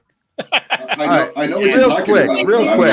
Fun fact. I don't even know how many fucking chakras there are, but there's five. I bet you Billy D's chakras are I didn't even know there was a number. There's five. I think there's like 8. And they go. No, there's 5. It goes like here. Stomach. I don't know. I don't think you know the images, the famous images. Pull that shit up. Somebody Google it. Anyway. Yeah. All right. Anyways, we got off topic. Real quick, fun fact on topic. Bill Belichick spent more in the first 24 hours of free agency this year than he has spent in the last 10 years combined. Wow. That's a good stat, he spent $137.5 million in the first 5 hours. Hey, I also just read that Cam Newton just injured his chakra. So is that per Adam Schefter? Because if it's not Schefter, it's not real. He's the one that needs 29 weeks now. All right. No, Clayton is right. Clayton is right. There are technically 6. Shout out to Clayton, man. That's my guy, bro. Because you have your crown, you have your crown chakra, which is what makes your crown, which is what makes you like your crown, your dome piece. Okay, I need to pull up a diagram because now I'm. That's all for my people, the Hindu Kush, baby. Yep. Hey, Steffi, for all the rest of us ignorant people out here, what's a chakra? All right. It's an energy. What is it's your energy alignment. It's your energy alignment. It's your third eye on them boys, real quick. Okay. It's a clear Naruto reference, by the way. But no, it's not. It's a real thing. It's a real thing. It's not a reference like actual. How dare you? Religions and how dare you? With me in Canton, bro. I swear to God. Whoa. Bro. This picture is little. Bogart. Fine, show off your chakra aura around us. Can you guys? You could get arrested for that. I'm pretty sure. It is not smoke. It's not smoke. It's actual aura. We need just like literally Dragon Ball Z Kai. So we start off with for this topic, we start off with Garrett from. Hold on. Let me get my take. Oh God. Right. You didn't already do that. So we didn't get Bogard or Pinto. Yeah, I know. Pinto. I get backwards. Let my man Pinto go. Shit's off the rails. Here we go. All right, so here we go. Real quick, we talked about Cam. Well, let's talk about the Patriots overall. First of all, why the fuck are we talking about like we know what Bill Belichick is actually gonna do next year? We fucking don't. The only thing I can tell you is Cam Newton had his worst fucking year last year. So wait, what? You might start a halfback week 4. Belichick doesn't even know what he's going to do. That's the joke. Exactly. Belichick doesn't even know. Exactly.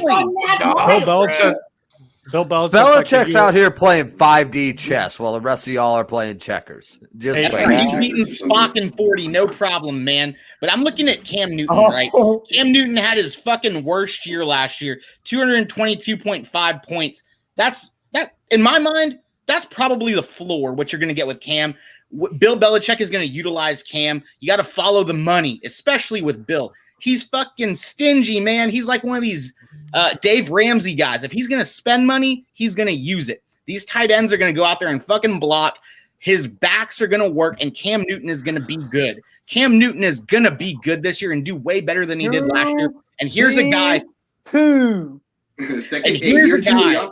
Here's a guy that no one's talked about that we need to start talking about because we don't know what's going to happen with this offense. J.J. Taylor in his sophomore breakout year. Check him out. We don't need to talk about We don't need to talk about J.J. Taylor. Okay, Steffi, here we go. 4.6 attempts per game. He's at 110 rushing yards. Don't get mad. We can talk about it. I lied. J.J. Taylor.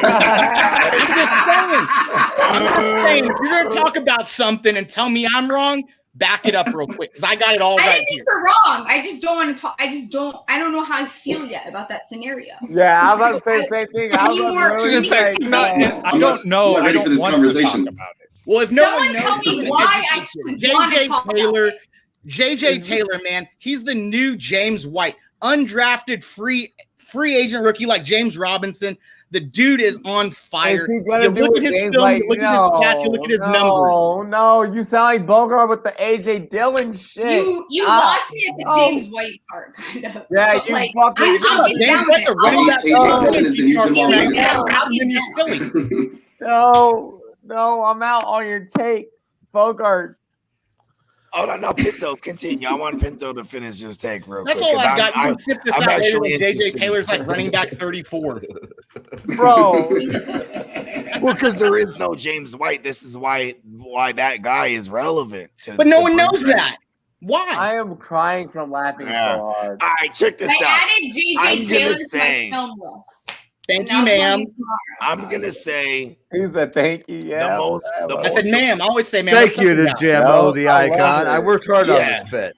I love that. Hey, listen. That's how everyone dresses in Iowa, bro. That's what he's right. He's our no. Iowa This is not how everyone dresses in Iowa. Let me tell you, we're a bunch of farmers in overalls. Let me tell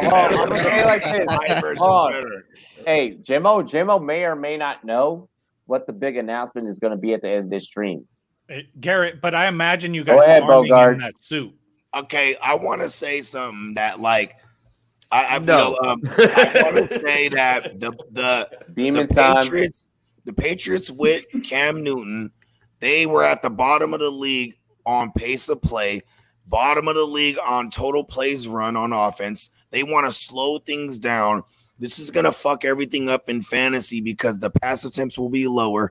Yes, maybe the rush attempts for Cam Newton aren't going to be as high as they were last year because now they actually got some weapons that actually are going to highlight his attributes at this point in his career. He can't stretch the field, so everyone they brought in, shorter average depth of target guys, boom, right?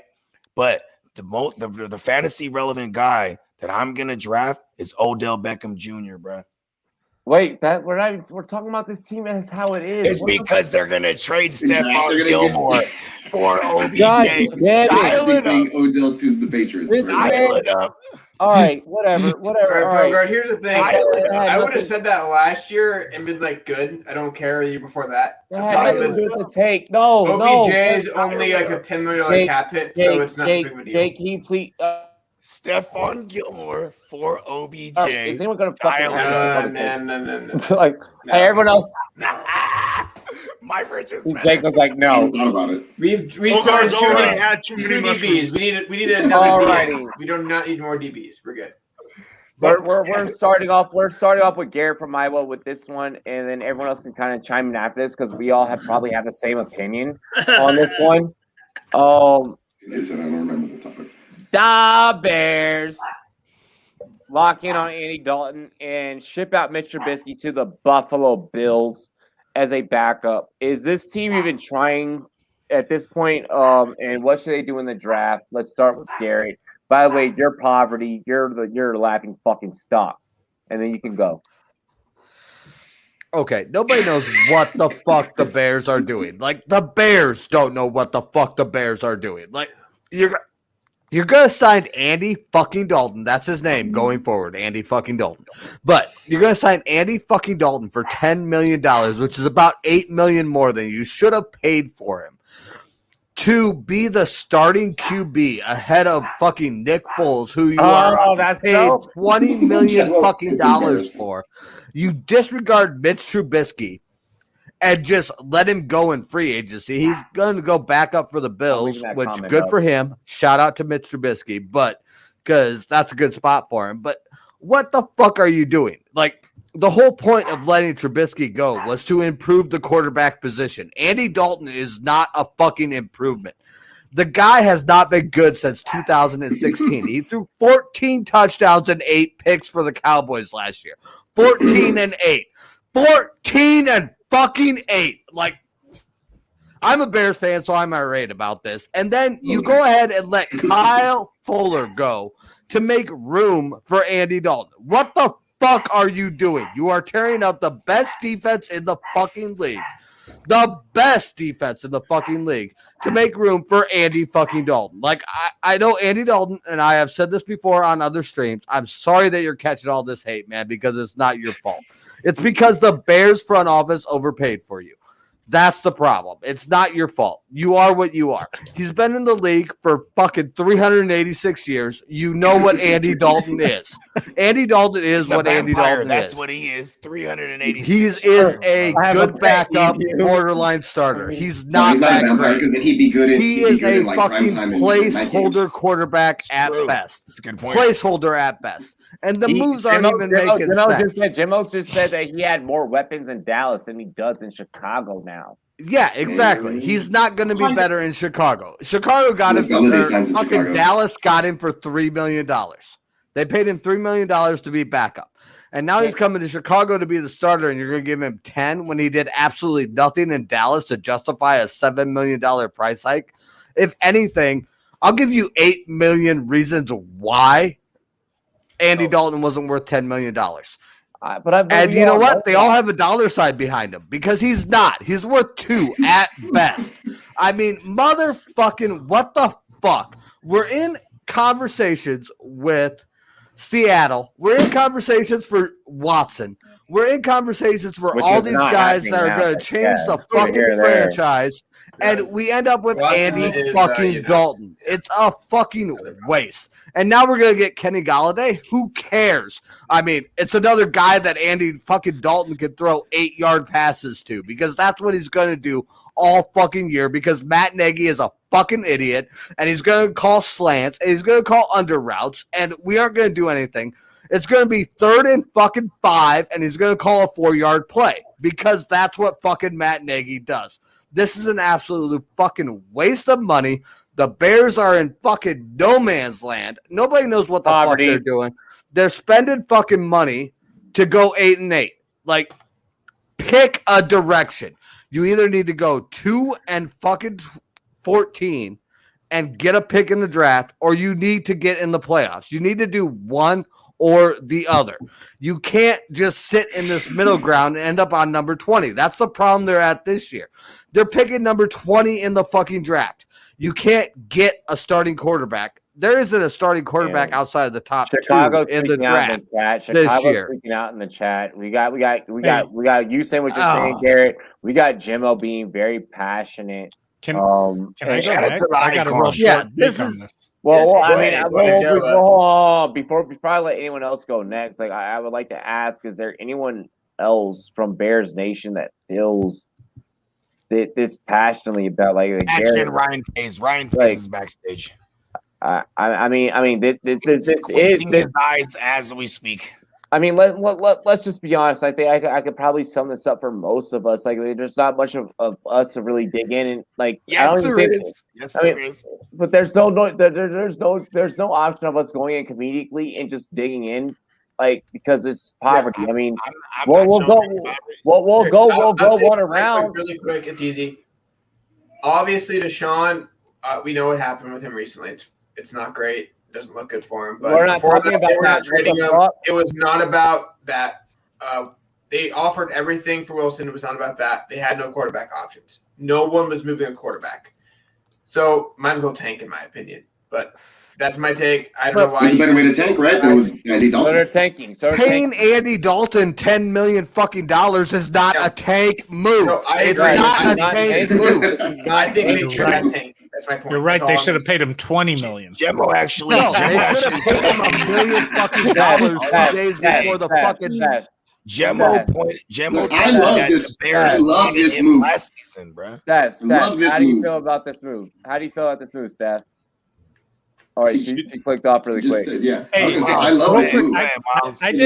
I did an in-depth review of this, and after my in-depth review, I discovered that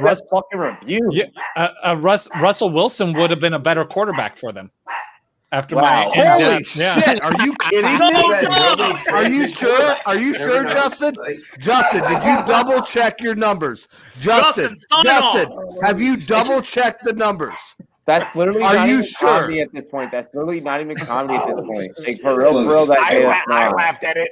It's hilarious because they signed Andy fucking Dalton.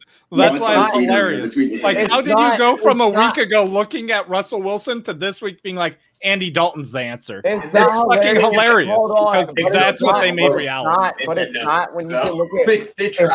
It's not when you're looking at what everyone else is doing. It's not when you look at what even when Mitch has came in through the second half of a season, like you've never even given this motherfucker a full season. You're just shitting on him. With you. That's why it's hilarious that they brought in Andy fucking Dalton. I didn't make a joke of this. The Bears did. Listen, Mitch, is a better option than Andy Dalton. To me, they are. Is Kaepernick still available? Yeah. All right.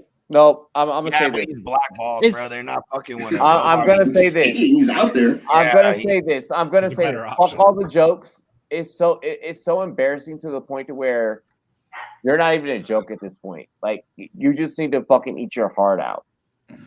I need Howie from the Eagles to make a move to make the Bears look less bad. That's what I need right now. I'm gonna put it this way. If I'm a Bears fan, I'm pissed at anyone that's making jokes. Like if I'm a Bears fan, I'm like, I'm also like, make your jokes, but I'm also like, bro, you can't be mad at anyone at this point, though. You got to be mad at your organization. Like it's not the people they should be made fun of for this. This is like, you know why? You want to know why this? Because if you make it acceptable, then you continue this for generations. If you're like making fun of them for making stupid decisions, it's been happening. This makes complete sense. Last year, what did they do? They had John DeFilippo in the building, so they're like, let's bring over Nick fucking Foles, right? Big Dick Nick, right? Then this year, when they realized, okay, we had success when we told punk ass Nagy, you can't call the plays no more. We're gonna let Bill Lazor, the OC, call the plays, right? Now they're doing the same thing they did last year, but it's the 2021 version. Bill Lazor went and got his guy because Andy Dalton was in the MVP conversation 2015 before he had a hairline fracture in his thumb. Shout out to JJ Watt and them. Well, we're not talking about then. We're not talking about then. Like, but this is the correlation why Andy Dalton's there. So this is why I'm talking about. We don't. Fucking 6 layers, 6 degrees of Kevin Bacon. Like what the fuck? Like, nobody fucking needs to revisit that. Like, are you like you're fucking? You don't keep a aging defense when you can trade them for value if you don't have a quarterback that can lead your franchise to a playoff run. Thank you. That's the point. We have a fucking Super Bowl defense, and we can't put an offense on the other side. You can't. Andy Dalton is not the answer. Stop it. You can't put a fucking offense together because you're not even trying. You're not even trying to trust who's under center. You're just saying, oh, he fucked up. We're done. And that's what you've done. And that's fucked up and it's stupid. And but you know what? In reality, you guys aren't even trying to hold on. In reality, my dick suck my reality, bro. Hold on. Hey, Bogart, give me a minute, Bogart, give me a minute. You are 100% right, Robbie, and that is what's so frustrating about being a Bears fan right now. We have a Super Bowl caliber defense, and we are not even trying to put an offense on the other side. This coaching had nothing to do with drafting Mitchell Trubisky, is what I wanted to say before you I was already cut have off. him. It doesn't matter. You haven't even fucking let him fucking play. Mike, interrupt. You can interrupt at any time. Give me Gardner. Give me Mitch Trubisky. Give me Gardner Minshew. Give me Jared Goff. Give me Fitzpatrick. Give me anybody. Give me literally anyone that has a little bit of an upside to them. Go ahead, Andy Mike. Dalton is what he is. There is no upside to him. This proves to me that Matt Nagy is an OC only. He needs to be fired as head coach and never be head coach again. But more than that, Ryan Pace sucks as a GM and needs to be out of the NFL as a GM. I blame this on Ryan Pace more than anybody ever else. Period. Hey, real quick, Ryan Pace and Matt Nagy are overcoming everything through unity this offseason. That's a fucking quote, not a joke. They are working together on all these decisions. Wow. That's great. Although, real Sounds quick, like the Texans, honestly. Well, if I'm them, I trade every good defensive player I have and rebuild immediately because you're not going to get a quarterback to help that defense. So. Yo, y'all are bugging. Yo, anyone trying to defend anything that Nagy or anyone trying to defend that? Listen, every other one is a path to the dark side. No, fuck that. I'm gonna do what I do. Fucking anybody, fucking out there that's like, oh well, like, you know. They gave Trubisky enough. They never gave Trubisky a fucking enough. You never gave him a full season. You hated Trubisky this time last year, by the way. Let me remind you. No, I didn't. No, I never. Yeah, you did. How about you go back? How about you go back and you watch the fucking show and tuck your nuts? Tuck your nuts, okay? Thank you. Trubisky is a better option than Andy fucking Dalton. And check the facts. Like I said, no, go back. Go back. Never hate Trubisky. Have I always said you need to give him a full season? I have always said, give him a full fucking season. I have always said, let him play. Did he not have a full season? You might be confused. Is Andy Dalton the best quarterback that Allen Robinson's ever played with? You done future with? No. But the other thing that people are forgetting to say on mainstream is the reason Pace is doing what he's doing is he's overreacting to the fact that Deshaun Watson and Patrick Mahomes were in the same freaking draft class and they screwed the pooch. But you never played him a whole season, so no, I agree, Robbie. I agree with you. Games in 2019. No, Robbie, I 100% agree with you. Because they're not giving him the benefit of the doubt. They need to give him a chance. Fuck you, Billy. You are drunk. They need to give him the benefit of the doubt. They're not because of who was drafted after him. They're going about this all wrong. Let the man play a full fucking season and then judge him. He never played a full season because he got hurt, bruh. He got hurt. He's never been able to play a full He season. never should have been a year one starter. That was the problem from the get-go. He never should have been a year one starter. He never should have been the number 2 pick in the draft. Yeah, he played like 7 games in college. That ties into he never should have been a year one starter. But you never even given him the fucking stats to begin with. Like, you fucked up, so now you got to ride with this. You at least got to let him fucking sink or swim. You didn't even give him the option to sink or swim. You were just like, sink, bitch. Well, yeah, they kind of threw him to the fire, I guess. But, I mean, where's he going to go to succeed? You know? Let it be known last year they didn't pick this up is they said they bro, were they gave him longer than most NFL teams do nowadays. Yeah, exactly. Hey, by the way, to anybody that goes back and over the last 3 years, you chop up all my Mitch Trubisky takes, I got fucking $100. I bet you can't pull up one. I bet you. Oh, I bet you can pull up every. He has great highlights. Yeah, he has like one game where he throws 6 passes against a shitty defense and stuff. Like, yeah, he does that all the time. Hey, hold up. You guys are forgetting that he was the Nickelodeon most valuable player. Exactly, the MVP. Let's go. But pull up my takes on Trubisky. You'll find that they are all the exact fucking same. I ain't never fake flex or blunt, and I never fucking hated him or anything like that. I've always said, give him a full fucking season. I didn't say any of those things. Jesse Smalls. 2019, he played 15 let's games. get Smalls in on this. We're starting this topic off with Stephanie. Totally uninterested. Let's go, Smalls. I think the Bears are so dumb. Like, you could not be dumber in this scenario. Like, you're just dumb. Preach! Like, you're literally signing Andy Dalton. Andy fucking Dalton. Don't apologize, Gemma. We probably are, honestly. We probably still are, but you guys are pretty close. We got 3 running backs. Trying to catch up. Dude, it's the Houston Ravens because they have the old coach from there. They're just trying to implement Baltimore's offense now. That's what they're going to do. They're going to try to run the ball this year. But there's Let Smalls go. I want to hear Smalls preach. Yeah. I wouldn't be surprised if Allen Robinson if we do not see him playing there. I still think that there's a chance that he doesn't play there. You got him in. First of all, you get Allen Robinson to agree to fucking stay there and you go, no problem. We'll put Andy Dalton in. Are you fucking kidding? Like, come on. Like, figure it out. Like, they're gonna lose him from this, I think. I think that was a bad move because then you have nothing and then you're really gonna have to rebuild. Preach. He's tagged. They're probably going to Really, I fucking take your bet. 100 on Dalton over Fitz in fantasy. Ooh. Billy, I want in on that. Garrett from Iowa on Twitter. DM me. I know Bogart is feeling really good right now. Whoever made that comment on there is even more high than Bogart. That's a good Billy.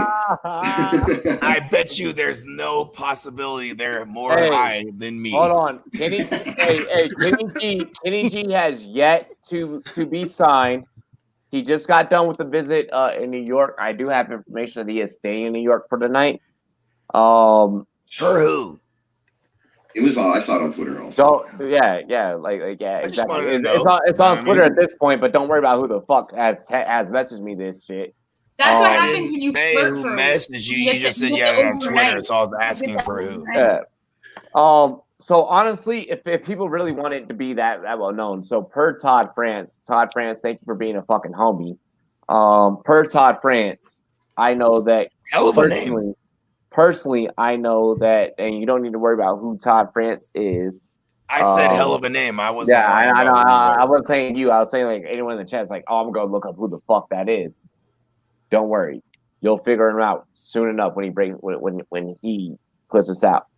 But are you Todd France? I wish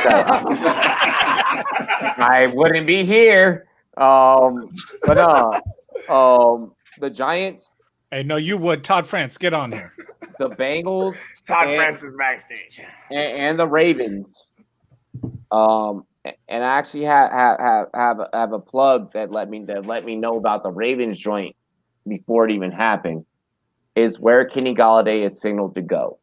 Right now, at the given moment, the last notification that I personally have on this news is that he is in New York at this given point in time, and he is staying overnight after just leaving a tour. Where does Kenny Golladay go? We start with Steppy Smalls. I mean, here's what's happening right now. Okay, Golladay may have left the building. Golladay doesn't need to be there to negotiate a fucking contract. That's what his agent does. Like everyone that's saying like he left the building. Yeah, it doesn't matter. He's literally staying there. So obviously they're trying to figure it out. The only way that this doesn't go through is if Kenny Golladay is being an asshat and asking for like $21 million a year. I think anything under like if he asks for $20 million, the Giants are dumb enough to fucking do it. Like trust me, yeah. like, I know Gavin very well. He's not Michael Thomas though. Like, he's asking for like 18.5, I think. Yeah, 18.5 is what he was saying. For it. I don't know what. I think they're trying to figure out the year. Like I think it's how long the schedule. A lot of the times it's about the guaranteed money. Jay, I think that's the problem.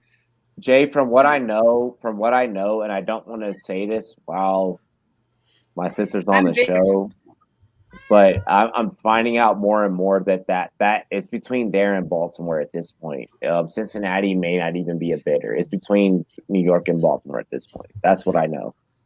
And I'm getting a call at the given moment, which is thank you, Mr. France. If that is your real name. Friend. You have me. I'm telling you. I'm going to do one too. I'm going to be Nathan English. Ooh. Dude, I want to do. Let me be Bogey Congo. Oh, actually, that's my real name, Bogey. Let me be Bob Congo. Ooh, Bob there Congo. It is. Good stuff. I like these aliases. Yep. Yes. Burner account incoming. Everybody had Bob Congo. So who is next? Let's go. Yeah, you can start from the top. Yeah, that's fair. So we're talking about Kenny Golladay, right? I'm with Steffi on this, man. I saw her tweet. Dude, open up your wallet, pay this fucking dude, be the number one wide receiver for this playoff pushing team. Like, it's what they need. It just makes the most sense. Do you want to go to the red zone, you motherfuckers? Like, just sign them. Holy shit. Like, Stephanie, I'm 100% with you on this. I don't need to drop any stats because you already did. Like, you're good. What I do want to talk about, though, because I got the mic right now, Bo. I got it. Yes, you got to help your boys out a little bit. Billy's one of my boys. Garrett from Iowa. My boy Billy's from Iowa. Let me drop this on you real quick before you take that C-note Benjamin Franklin bet. Ryan Fitzpatrick has had 8 top 24 seasons. 7 of those 8 were 20 or less. Andy Dalton has had 8 top 24 seasons and 4 top 12 seasons, 2 top 5 seasons. Okay? So regardless of what you get, I got the mic. I don't know. Go ahead. Look, I can do this too. I can mute everybody and shit, so don't matter. But here we go. I don't think it's gonna be as a huge gap as everyone thinks between Fitzmagic and Dalton. Andy Dalton has, if A-Rob stays, he has 2 guys who are quarterback proof that are 1,000-yard guys back-to-back seasons. Come on, DeMont and Allen Robinson too. That's besides the point, though. Steffi, let's get a Kenny Golladay jersey. What number is he going to be? That's what I want to talk about. I hope. I mean, I'm just like, I want him to be in a Giants jersey so bad. Can I comment on one thing too? I think people are very excited about Fitz and not thinking about the fact that the dude's been in the league a very long time. He hasn't played 16 games since 2000. Oh, we thought about that. We thought about that. Hey, Robbie, let Steffi preach. I'm not high on. I actually don't really love this. I think Washington is setting themselves up for failure in the sense that you guys should have gotten your guy. No, stop, don't, Robbie. You guys are ready to win a Super Bowl. Are you fucking idiots? Like, we're not ready to win a Super Bowl, but we're closer now. Because no, listen, this is what happens now. So Fitz comes in, you guys either make it to the playoffs or almost make it to the playoffs. You screw your draft, where your drafted position is the next year, and then who's going to be your quarterback?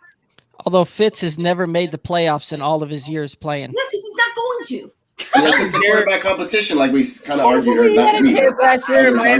Miami benched him when he had a chance last year. He is old. He could get a concussion in week 1 or something. We're not even on that topic. We're not even on that topic. I'm sorry I dug that up. I'm sorry, guys. Let's move on. I'm sorry. Until Brad's starting Whose take is it for the last topic? Poking the embers. Hey, I'll say this. You know what I mean? That's you know I'm upset right now. I gotta be upset with everybody else. We got 3 running backs in Houston. Come on. Not a bad problem. It's just and one couldn't even beat out Melvin Gordon. They're all cheap on 1-year deals, so it's not too bad. Hey. Well, y'all have a hard time catching the ball down there, so you got to run the ball. Hey, it's all that Yes, they have a hard time. Humidity. Passing offense in the NFL this last season. Hey, Tyrod Taylor over there is like nobody's catching the ball. It's an ism, yeah. The Konami code, baby. Ty God Taylor, baby. Oh God! Derek knows how I feel about Ty God. Derek knows how I feel. Yeah, I remember that take last year. That didn't age well for you. Hey, you got to trust the process, Derek. He had Justin Herbert, Rookie of the Year. It wasn't his fault. Great weapon. I shanked Tyrod Taylor in the chest. I was the one who did it. Hey, Will Fuller finds a new home in Welcome to Miami, Miami. Oh, God. Already be on the show. With the Dolphins draft, with the Dolphins getting Fuller, what is your outlook on this team with Tua under center? Cheers to me, cheers to you. Go ahead, Pinto, start it off. You're good, Robbie. Man, this is how I got on SportsMe the other day. Something crazy had to happen. Will Fuller to the Miami Dolphins, dude. My boy Will Fuller, 5 out of Notre Dame. Super, super fast guy. If he can stay on the field, he's a wide receiver 1. He only needs 3 targets a game because he can take one to the house, no problem. He's had 111 air yards per game in the last 2 seasons from Watson. You know, Tua, if you ever watched him at Alabama, you know at least 1 time per game, he's throwing that mother 50 yards down the field to the open guy who has no one around him. That's going to be Will Fuller. Target him 3 times a game like he has.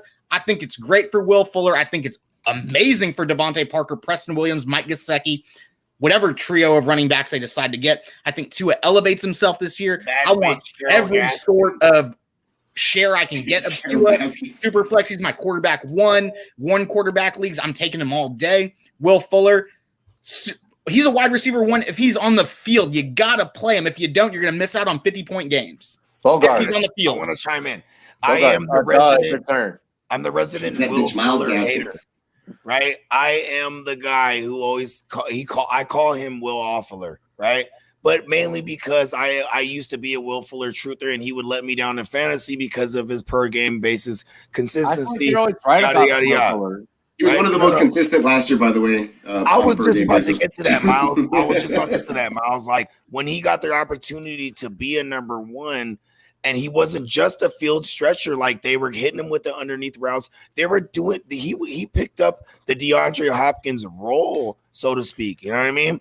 And to be honest, if you ask me, I think this is better in reality because what they want to do in Miami is run the ball. And Myles Gaskin, that bitch Carol Gaskin, he was running in 7-man boxes religiously, bro. So if you have someone like a field stretcher, like a Will Fuller, he could shake that box a little loose. You know what I'm saying?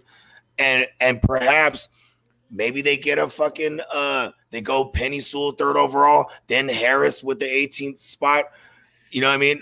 And then you have a crazy run game, and Will Fuller all of a sudden just makes this team way better. You know what I mean? So this flash reaction, like what are your outlooks? Is that he has separation, because this is key to what Tua was complaining about. Y'all remember Tua was like, "Oh man, my receivers they don't get separation like it was for me in Alabama." He didn't really get. So all right. So what it sounds like. That. So what it sounds like. So what it sounds like. What are you yelling, man? I can't hear you. I have my headphones on. What's up? Mute him real quick. Because then, so what it sounds like is that it's only funny. It's only funny when my lady yells at me. So what it sounds like is like you don't know whether or not you're drafting Fuller. That's what. Oh no, I thought I was clear. I don't fuck with Will Fuller. All right, Jake. He is probably not going to be a top fantasy guy for anybody now, just because he moved teams. He's not going to a better quarterback spot for him. At this point, I don't think he'll be a much more productive player outside of being on a more winning team. But good for him. He went from no state tax to no state tax and could make the playoffs next year. So, I mean, I don't see him as a guy you're going to target in the first 2 rounds as a wide receiver 1 or 2. Or in terms of that range, we're going to look for receivers. So, Miles. Yeah, I mean. Yeah. Am I unmuted? My bad. My wife started yelling at me. It's like, I can't hear anything. She knows I'm in here. Anyway, can you hear me? Yeah. Okay, good. Sorry. All right, cool. So Will Fuller, Pinto was real fired up about it. I mean, I guess, it is good for them in real life as far as that goes. I think for fantasy, Deshaun Watson is, cream of the crop as far as quarterbacks go. Otherwise, Miami wouldn't be having a confidence issue with Tua at the moment. So, the pace that you saw Fuller on last year as a number 1 for a team, which he's probably going to and maybe not will be there with Parker still there. So, I mean, albeit Cooks was still able to eat, in the Texans offense last season, but I'm just saying, like, you might have seen the pace for a ceiling for Will Fuller being healthy because he was on PEDs. He's still going to serve a 1-game suspension to start off the season, so you could buy the dip on that as well. So, I mean, he's going to still be in a favorable spot for you to draft him. I always say pick up Will Fuller if, it's a good, you don't pay a hefty price because he has so much risk tied into him. If this is your wide receiver 3, it's okay. Yeah, and that being said, I'm a huge Houston Texans fan. I love Will Fuller. I've never rostered him in any fantasy team whatsoever. So that's, that just says something. Justin. Yeah, so I don't want him as and by the way, Miles, thank you for correcting yourself. Thank you. Yeah, I don't want him as my wide receiver 3. Further than that, I'm down with it, but I think there's too much risk with the suspension, coming into a new offense, a worse quarterback. Like nobody is saying Tua is better than Deshaun Watson. So he's coming into a worse situation. Most wide receivers have a dip when they move teams. We have seen some exceptions to that, but for the most part, that's what happens. So I'm not buying this. I'm not. And then with his injury risk built in, like I'm against the narrative of injury prone players, but I do believe it with Will Fuller. He is the exception to my rule of not believing in that. And he seems to always be injured. And there is also correlation between high humidity areas and Achilles injuries, just so you know. And he's going to Miami. So it's like everything to me shows that he is going to regress from me last year, and people are so excited about him right now. They're going to draft him higher than last year. So I'm probably not going to own him on a single team. I like that you brought the movement of locations and altitude. Let's go ahead and get into Garrett. You're muted, Garrett. You're muted, Garrett. Hey, hold on, Garrett. I think I can do it from my end. Hold on, let's see. Nope, can't do it. It's from your end. How the fuck is it muted? I was gonna say I haven't clicked anyone on mute. I can't unmute him. All right, let's go ahead and get into Mike's take. Mike, go ahead and go. We'll figure out. All right, my take on this one is I don't really trust Tua. I'm not a Tua believer, and I know Pinto is, but I don't know if he can get the ball down the field accurately enough for a guy like Fuller. I mean, I'm talking way down. I'm talking, way down the field. I mean, Fuller's good, but so my 2 points is this. One, I don't trust Tua as a quarterback. I have not rostered him, and I probably won't roster him. Second, just like everyone else is saying, I don't trust Fuller's health enough to be on the field. Steph, you're up. So here's my thing. I think the nice, fluffy rainbow and sunshine idea here is that they need offensive threats. They need a deep ball guy. Here's the thing, though. Tua is not the guy that's going to get him the ball like that. Like, I mean, like, I just don't think that is – Tua did not show me anything, and I'm sorry. Like, to have Tua as your QB1, like, scares the fucking shit out of me. I just don't trust him. I don't know why. It's just, like, I get the idea here, but, like, I would never take him more than my wide receiver 4. If it's a startup, don't even touch him. Oh, if it's redraft, that's what I'm talking about. Yes. Redraft, yeah, maybe. Like, if it's, like, but if it's redraft, he's only a flex. He's still a flex, and he's still a flex on a bench in my eyes, sis. Like, am I right? Am I wrong?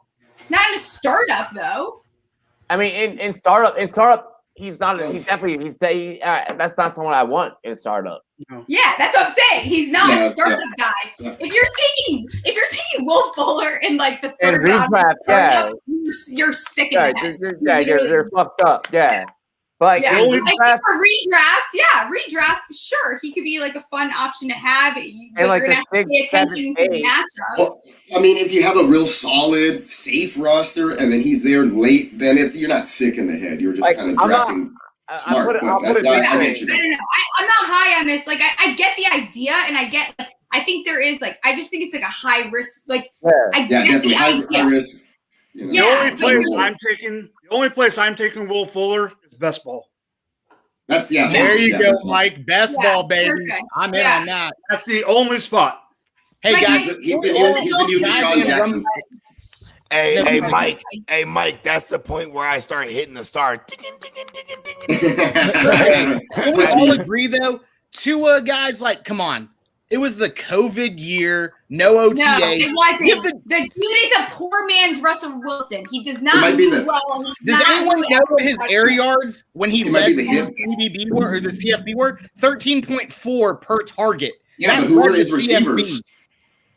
So he can't throw the ball down the field? I'm just saying. No, that's okay. And his line had a lot of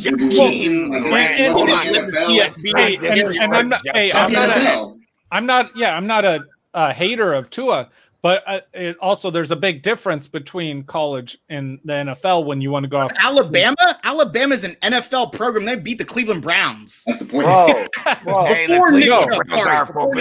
Not today, maybe a year ago. So now they beat the Texans. They beat the Texans, boy. Okay, but what I'm saying is that's not who they're playing every week. You know what I mean? Like you're going against Alabama's cream of the crop from the last 10 years each year. So it's not the same thing. It's a different sport. I mean, it's harder, and the players out there you're playing against are faster. I'm not a Tua hater. I'm just saying I haven't seen him do it in the NFL yet. He had one season. I agree with you. A chance. No, I agree with you, Pinto. I completely agree. But I'm saying that I haven't seen him do it yet, so I can't put him on. Also, doesn't have Fitz to save the day anymore. You can't have Fitz come in anymore, bro, because Fitz is gone. He's on Washington. So how are you gonna what is happening? He's got to step up. The magic man disappeared. Right. I don't understand how this move here is a proven kind of move for Tua, right? No, so is there magic residue? Let Tua struggle if he's like. I'm all about if he struggles, let him struggle. So here's the thing. This is a move that the Dolphins are doing where it's a prove it type of deal for Tua, right? You've got to give him offensive weapons to come in and do it and see if he's really your guy or if you overspent the fifth overall pick on him. So you bring in a guy that's a burner down the field, similar to what he had in Alabama, right? You look at those Alabama weapons that he had playing on that team. You had Ruggs, you had Waddle, you had Devontae Smith on there. You had a very good route runner guy that could be a possession type of receiver in Judy. He's got a lot of those similar options now as far as the makeup around him as far as weapons go, right?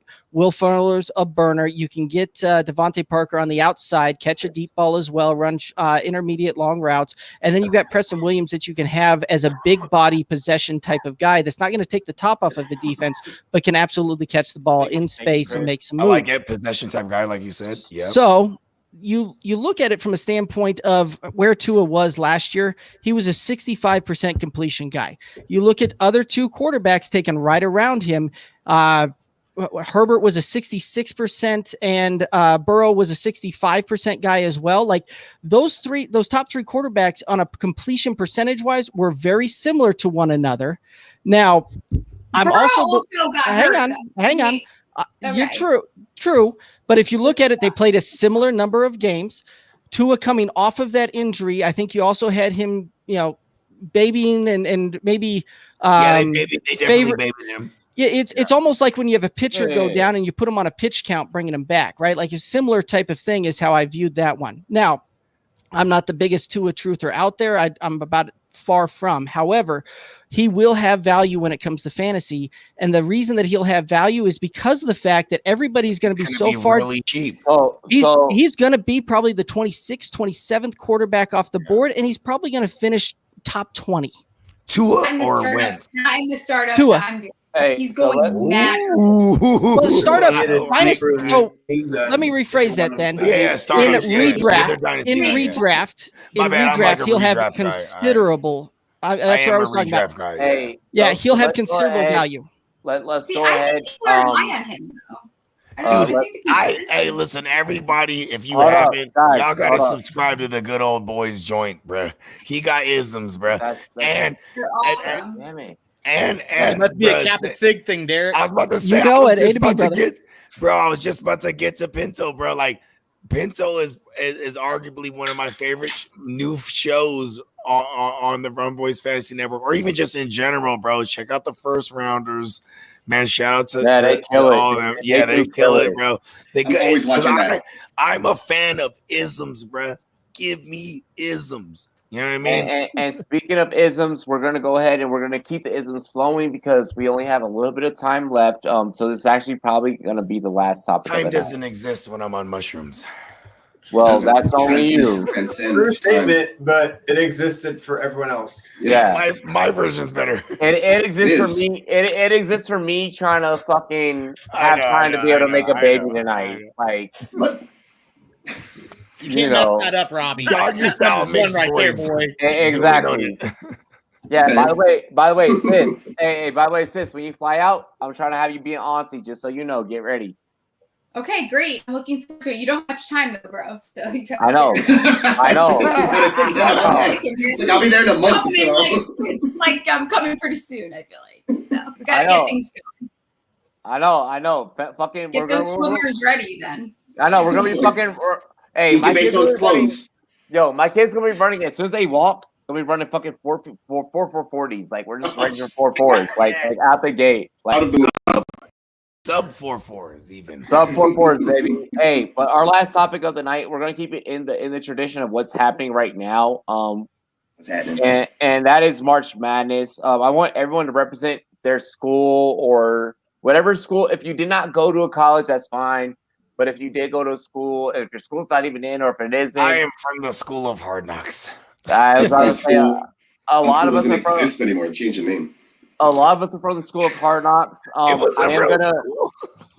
am gonna start this off with saying that I am a UNC Tar Heels fan, but I know that we're not gonna make it. I know that we fucking got bounced early. I'm hoping for Illinois to go. Chris, who are you taking? Let's just go rapid fire. Who is everyone wanting? So obviously the Aggies didn't make it, but I got to go with my boys down at UNC, the Green Wave, the Mean Green, baby. Go UNC. They upset them boys today. Loved it. 70-something points on the board. Let's go, Mean Green. Yo, shout out to North Texas. North Texas held it the fuck down. Damn. Bogart, who are you taking? I am as a gambling man, I actually am on Illinois with you just because I know nothing about anything when it comes to this, but I went chalk as chalk as possible. So I want them to go all the way because I have money on them. You know what I mean? Okay. Jake? Well, I guess the only connection I have is Ohio State plays Cleveland, or Youngstown State plays Cleveland State. We're into college, so I hope they win if they've played yet already. I don't know. They're a 15 seed versus a 2 seed, so probably not. I guess the in-state school would be Ohio State, which I don't really care about them. They're Illinois, give me money. They're a football school, so half of college. No one cares about. So, I hope Cleveland State gets an upset. I guess the 2 seed, that'd be great. Probably not though. Other than that, it's just watching it, and then I'll see the Final Four and get interested later on. Okay. Miles. Man, there was so first of all, fuck this tournament already because there was a lot of freaking upsets just today, yeah. I feel, which is crazy. But I like to cheer for my Texas teams, so I'm gonna probably, somebody's pulling into my driveway. I'm probably gonna go. I don't want to go chalk with like Baylor and stuff because I'm not like a super fan of Baylor, even though like I enjoy watching them play. I'm gonna upset Chris. I'm gonna say UT. Yeah. Look at him. No, I would also probably. He does not like hook 'em horns. Okay, he's not a fan of the. He's not a fan of the Austin, Texas crowd of the hook 'em horns. Aggie, obviously. Just pushing his buttons a little bit. Hey, let's go ahead. Let's keep it flowing. Let's keep it rolling. So Aggie fans, why don't you like the hook 'em horns Austin area too much? You don't like the Austin? Justin, go ahead. Let's keep Austin weird, baby. Yeah, I got It's a huge rivalry thing going on. Yeah, being from Washington, I'm going with the Seattle Supersonics. Oh my God! They're not available. No, they didn't make it. They didn't make this one. Shit. Gary Payton. I'm just gonna pass on to you then, Mike. All right. So my favorite college team growing up, and still, I mean, I'm in California like Bogarts is. I've been a UCLA fan my entire life, but this year I got a different connection. I work 2 miles away from UCSB, so I hope the Gauchos beat Creighton tomorrow. Who's your California connection? Yep. Hey, West Coast to West Coast. Let's go. Hey, Steffi, I know that you went to Arizona, right? Yeah, and they did not make it. It was just like I know. So I who was you there got when with? they were in the Final Four, so I don't care. Hey, but I know that you out there. I know that you got the whole New York thing, the whole East Coast shit. Like you know, are you rock with any East Coast teams in the tournament or nah? Like you don't care. Yeah. So I had to cap myself off on some brackets. So I am gonna root for UConn going because I'm from Connecticut. So I'm ready to see them. I took them winning in one of my brackets. I'm down for it. And then I like Loyola. How do you even say it? I don't fucking know. I just Loyola Chicago. I don't fucking even know how to say it. And then anyway, those are the three that I bet on. So we'll see how it goes. Fuck yeah. But fuck UConn. Yeah. It's gotta be you. Give me UConn all day. I feel that. You gotta keep it where you live, you know, keep it where you're from, you know. So that's why I like the top Cinderella stories while they last, you know what I'm saying? I love a good Cinderella story. Derek, what you got, bro? Well, my UNC Bears, Northern Carolina, the Northern Colorado, because they're not cool enough like North Carolina to make the tournament but one time. So my Bears did not make it. My Sooners, I don't know that they're gonna go very deep on this one, even if they get by on that first round. As far as my brackets went, I put a pretty much chalk on going Gonzaga to win it all, but was a big fan of that money line bet that I put on Oral Roberts today. Oh yeah, yeah. Hey, so everybody loved that Oral. Which I like Cleveland State lost by 31 points. So hey, Derek, you gotta message me next time, bro. You gotta let me know where I can put the monies. Cleveland State made it, so good for them. Hey, also, Rutgers is up now with 36 seconds left. I know Rutgers is doing that motherfucker. I haven't been watching anything. I'm turning on my TV right now. Oh, bro, I've been catching up on the day, and I'm like, I really hope Gonzaga wins. They deserve one. Mark Few's been there forever. I'm only on the Villanova joint just so I can call my. I'm only on the Villanova joint just so I can call my brother and just be like, "Yo, fuck you." Syracuse is whooping San Diego State's ass. Dude, I'm so pissed. I want San Diego State to fucking pull something off. Nobody was on Syracuse for real though, dude. Like when I was talking to him, I got him in the Sweet 16 in my work bracket. Good shit, Mike. Yo. However, I had Ohio State going to the Final Four. Ladies and gentlemen, this has been the Rumboyz Fantasy Network. Really quick, let's go ahead and get into it. Ladies and gentlemen, this has been the Rumboyz Fantasy Network. We want to let you guys know that if you want to interact with any of the analysts that you've seen tonight, we're going to work on getting Steffi integrated on the app. But hit any of us up on SportsMe. She already on there, right? Yeah, she's on SportsMe app. She got a profile. She was on there before any of us. 100%. I remember seeing her on that day before any of us. Great. Robbie was like, "Download this app." I'm like, "No problem. Download the app." Done. Yeah, exactly. Yeah. Done. So me too. I just never got on it. So no, real talk though. If you guys ever want to debate or of course, in a professional general manner, want to debate anything that we ever have to say. Some of us are gonna want smoke more than others. The SportsMe Savage, the SportsMe Ambassador, so on and so forth. But I mean, download the SportsMe app. Like that's the easy way to get in touch and get involved with any one of us. But also, check any of us and all of us out on Twitter and all of our social medias, and we're gonna get into breaking down each and every single person's individual sports social medias right now. We're gonna start with Derek. Derek, where can the people find you, bro? Well, we're on the Twitter, Instagram, Facebook at Good Old Boys FF, or you can check out our website, goodoldboysff.com. I love that name, by the way, because my buddies and I would always just hang around. That's what we call each other. Like, hey, what's going on, good old boy? What's going on, good old boy? Hey, that's good old boy. That's the thing. Hey, sis, let them know. Ask if he smells with 3 L's. That's it. You can find me right there. Same place, being just as obnoxious as normal. Fuck yeah. I like how everyone's like just like boom boom. Hey, Mike, talk. All right, you can find me at the brand new Twitter handle. Robbie knows I was working on this Twitter handle for like a week.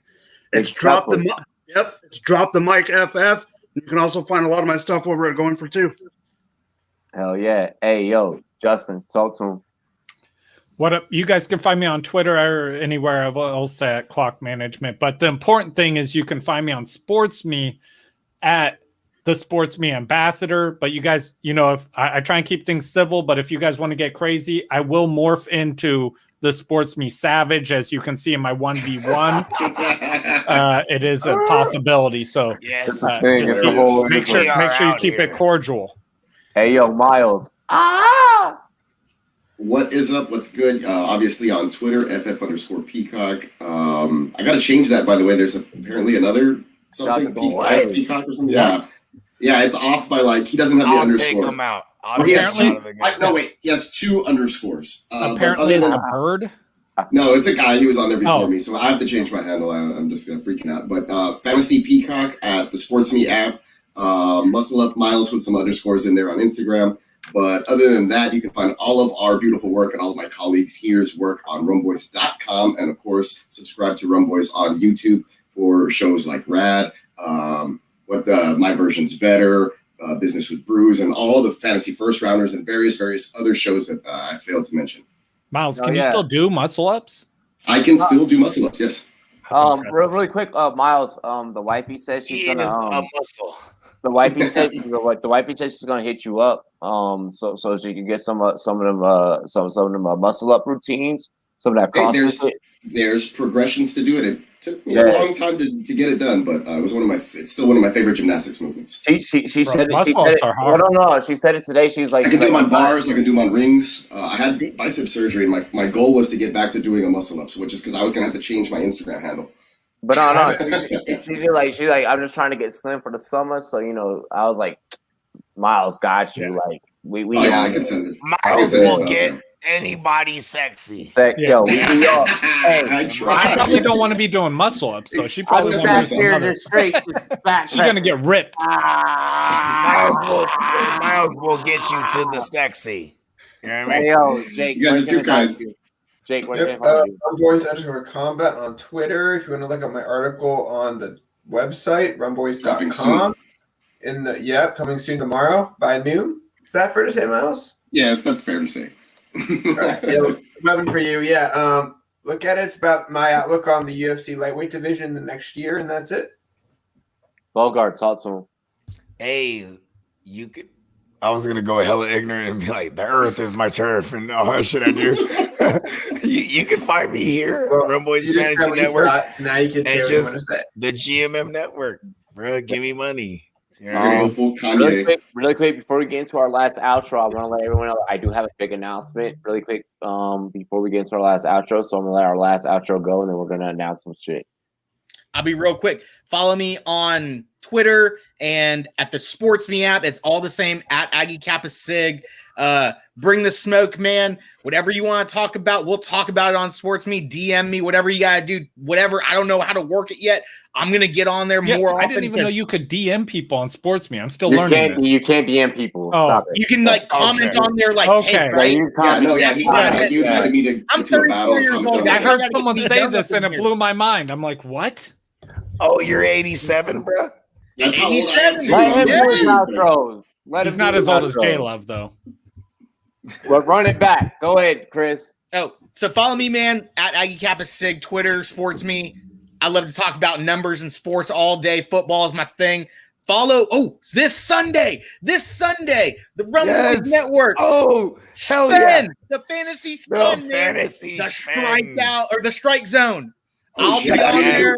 Yeah, we'll do another graphic for talking baseball for y'all. Check us out Sunday. I like to call him Xfinity.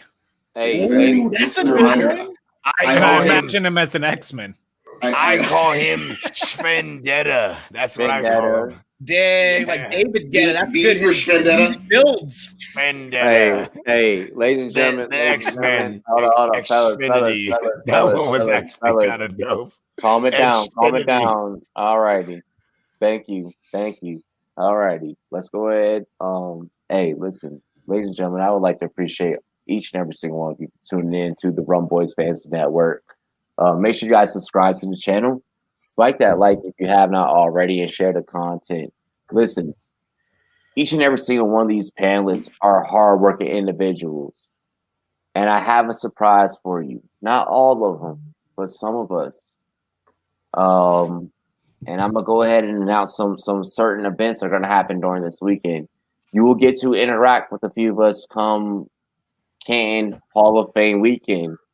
August 15th, the Fantasy Football Expo is going down, but I do have an announcement for that weekend. The Rumboyz Fantasy Network will be officially flying in. Well, the Rumboyz Fantasy Network, and plus Finn, our fantasy baseball and football analyst, will be flying in Friday. We're going to be having things set up. We will be throwing a fantasy football kickback. I'm not going to use the word party because I'm going to be honest. If you've been acting naughty all year, you ain't invited. We'll have a party, but you got to show your vaccination card. Yeah, you got to your vaccination card at the door. You got Also, my birthday is on Sunday. On that Sunday. Your birthday, yo. This is my dirty 30. This is my dirty 30. This is my dirty 30. So I'll be celebrating in spirit. We're throwing the expo for me. It's a birthday. I'll be dirty 35 in like less than 2 weeks. This is Steffi's 19th birthday. It is. No, 17th. No. We're going to have to Photoshop those White Claws now. Shouldn't be drinking those White Claws on this show. This is my 17th birthday. For real, 19, but not 17. But for real, ladies and gentlemen, here's the way it's going to go down. Friday night, the Rumboyz will fly in. We're probably going to do a little get-together Friday night, a little dinner or something. Saturday, after the Kings the Kings Cup draft, there will be the very first ever in-person live Rumboyz Fantasy Network fantasy football draft. The green screen is coming with me. The lights, we're bringing the full studio and everything. Also, there will be a potential after party after that draft at a specific location. God damn, I gotta get a ticket now. In Canton, Ohio, the location is awaiting to be released.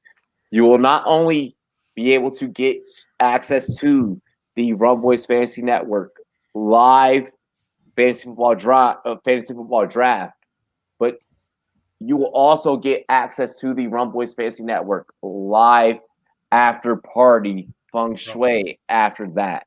And everyone always says, the parties in Ohio are the best parties in the world. Hey, Cleveland rocks, right? Not everywhere is OU. Let's not lie. Yeah. Actually, but it will be this weekend. But Justin is not wrong. OU is known for that, but not for the good side of that. But OU is known for the worst side of the party in college. So let's not go there. That is the big announcement. The Rumboyz Fantasy Network will be in Canton, Ohio. Everyone's been asking, so I might as well let the cat out the bag. When's the expo again? I'll be there. I live right by the area. Jake is going to be there. I'll be picking up from the airport. Lucky. Yeah. Hey, I won't be there, but I am sponsoring this thing with 2 autographed jerseys. You guys go here, and just by entering the door, you're entered to win an autographed jersey. Exactly. I'm gonna leave a week earlier and arrive by bus somehow. But so that is our big announcement for the night, ladies and gentlemen. Your first official live in-person Rumboyz Fantasy Network experience. Live draft, live after party after the draft. It's going down.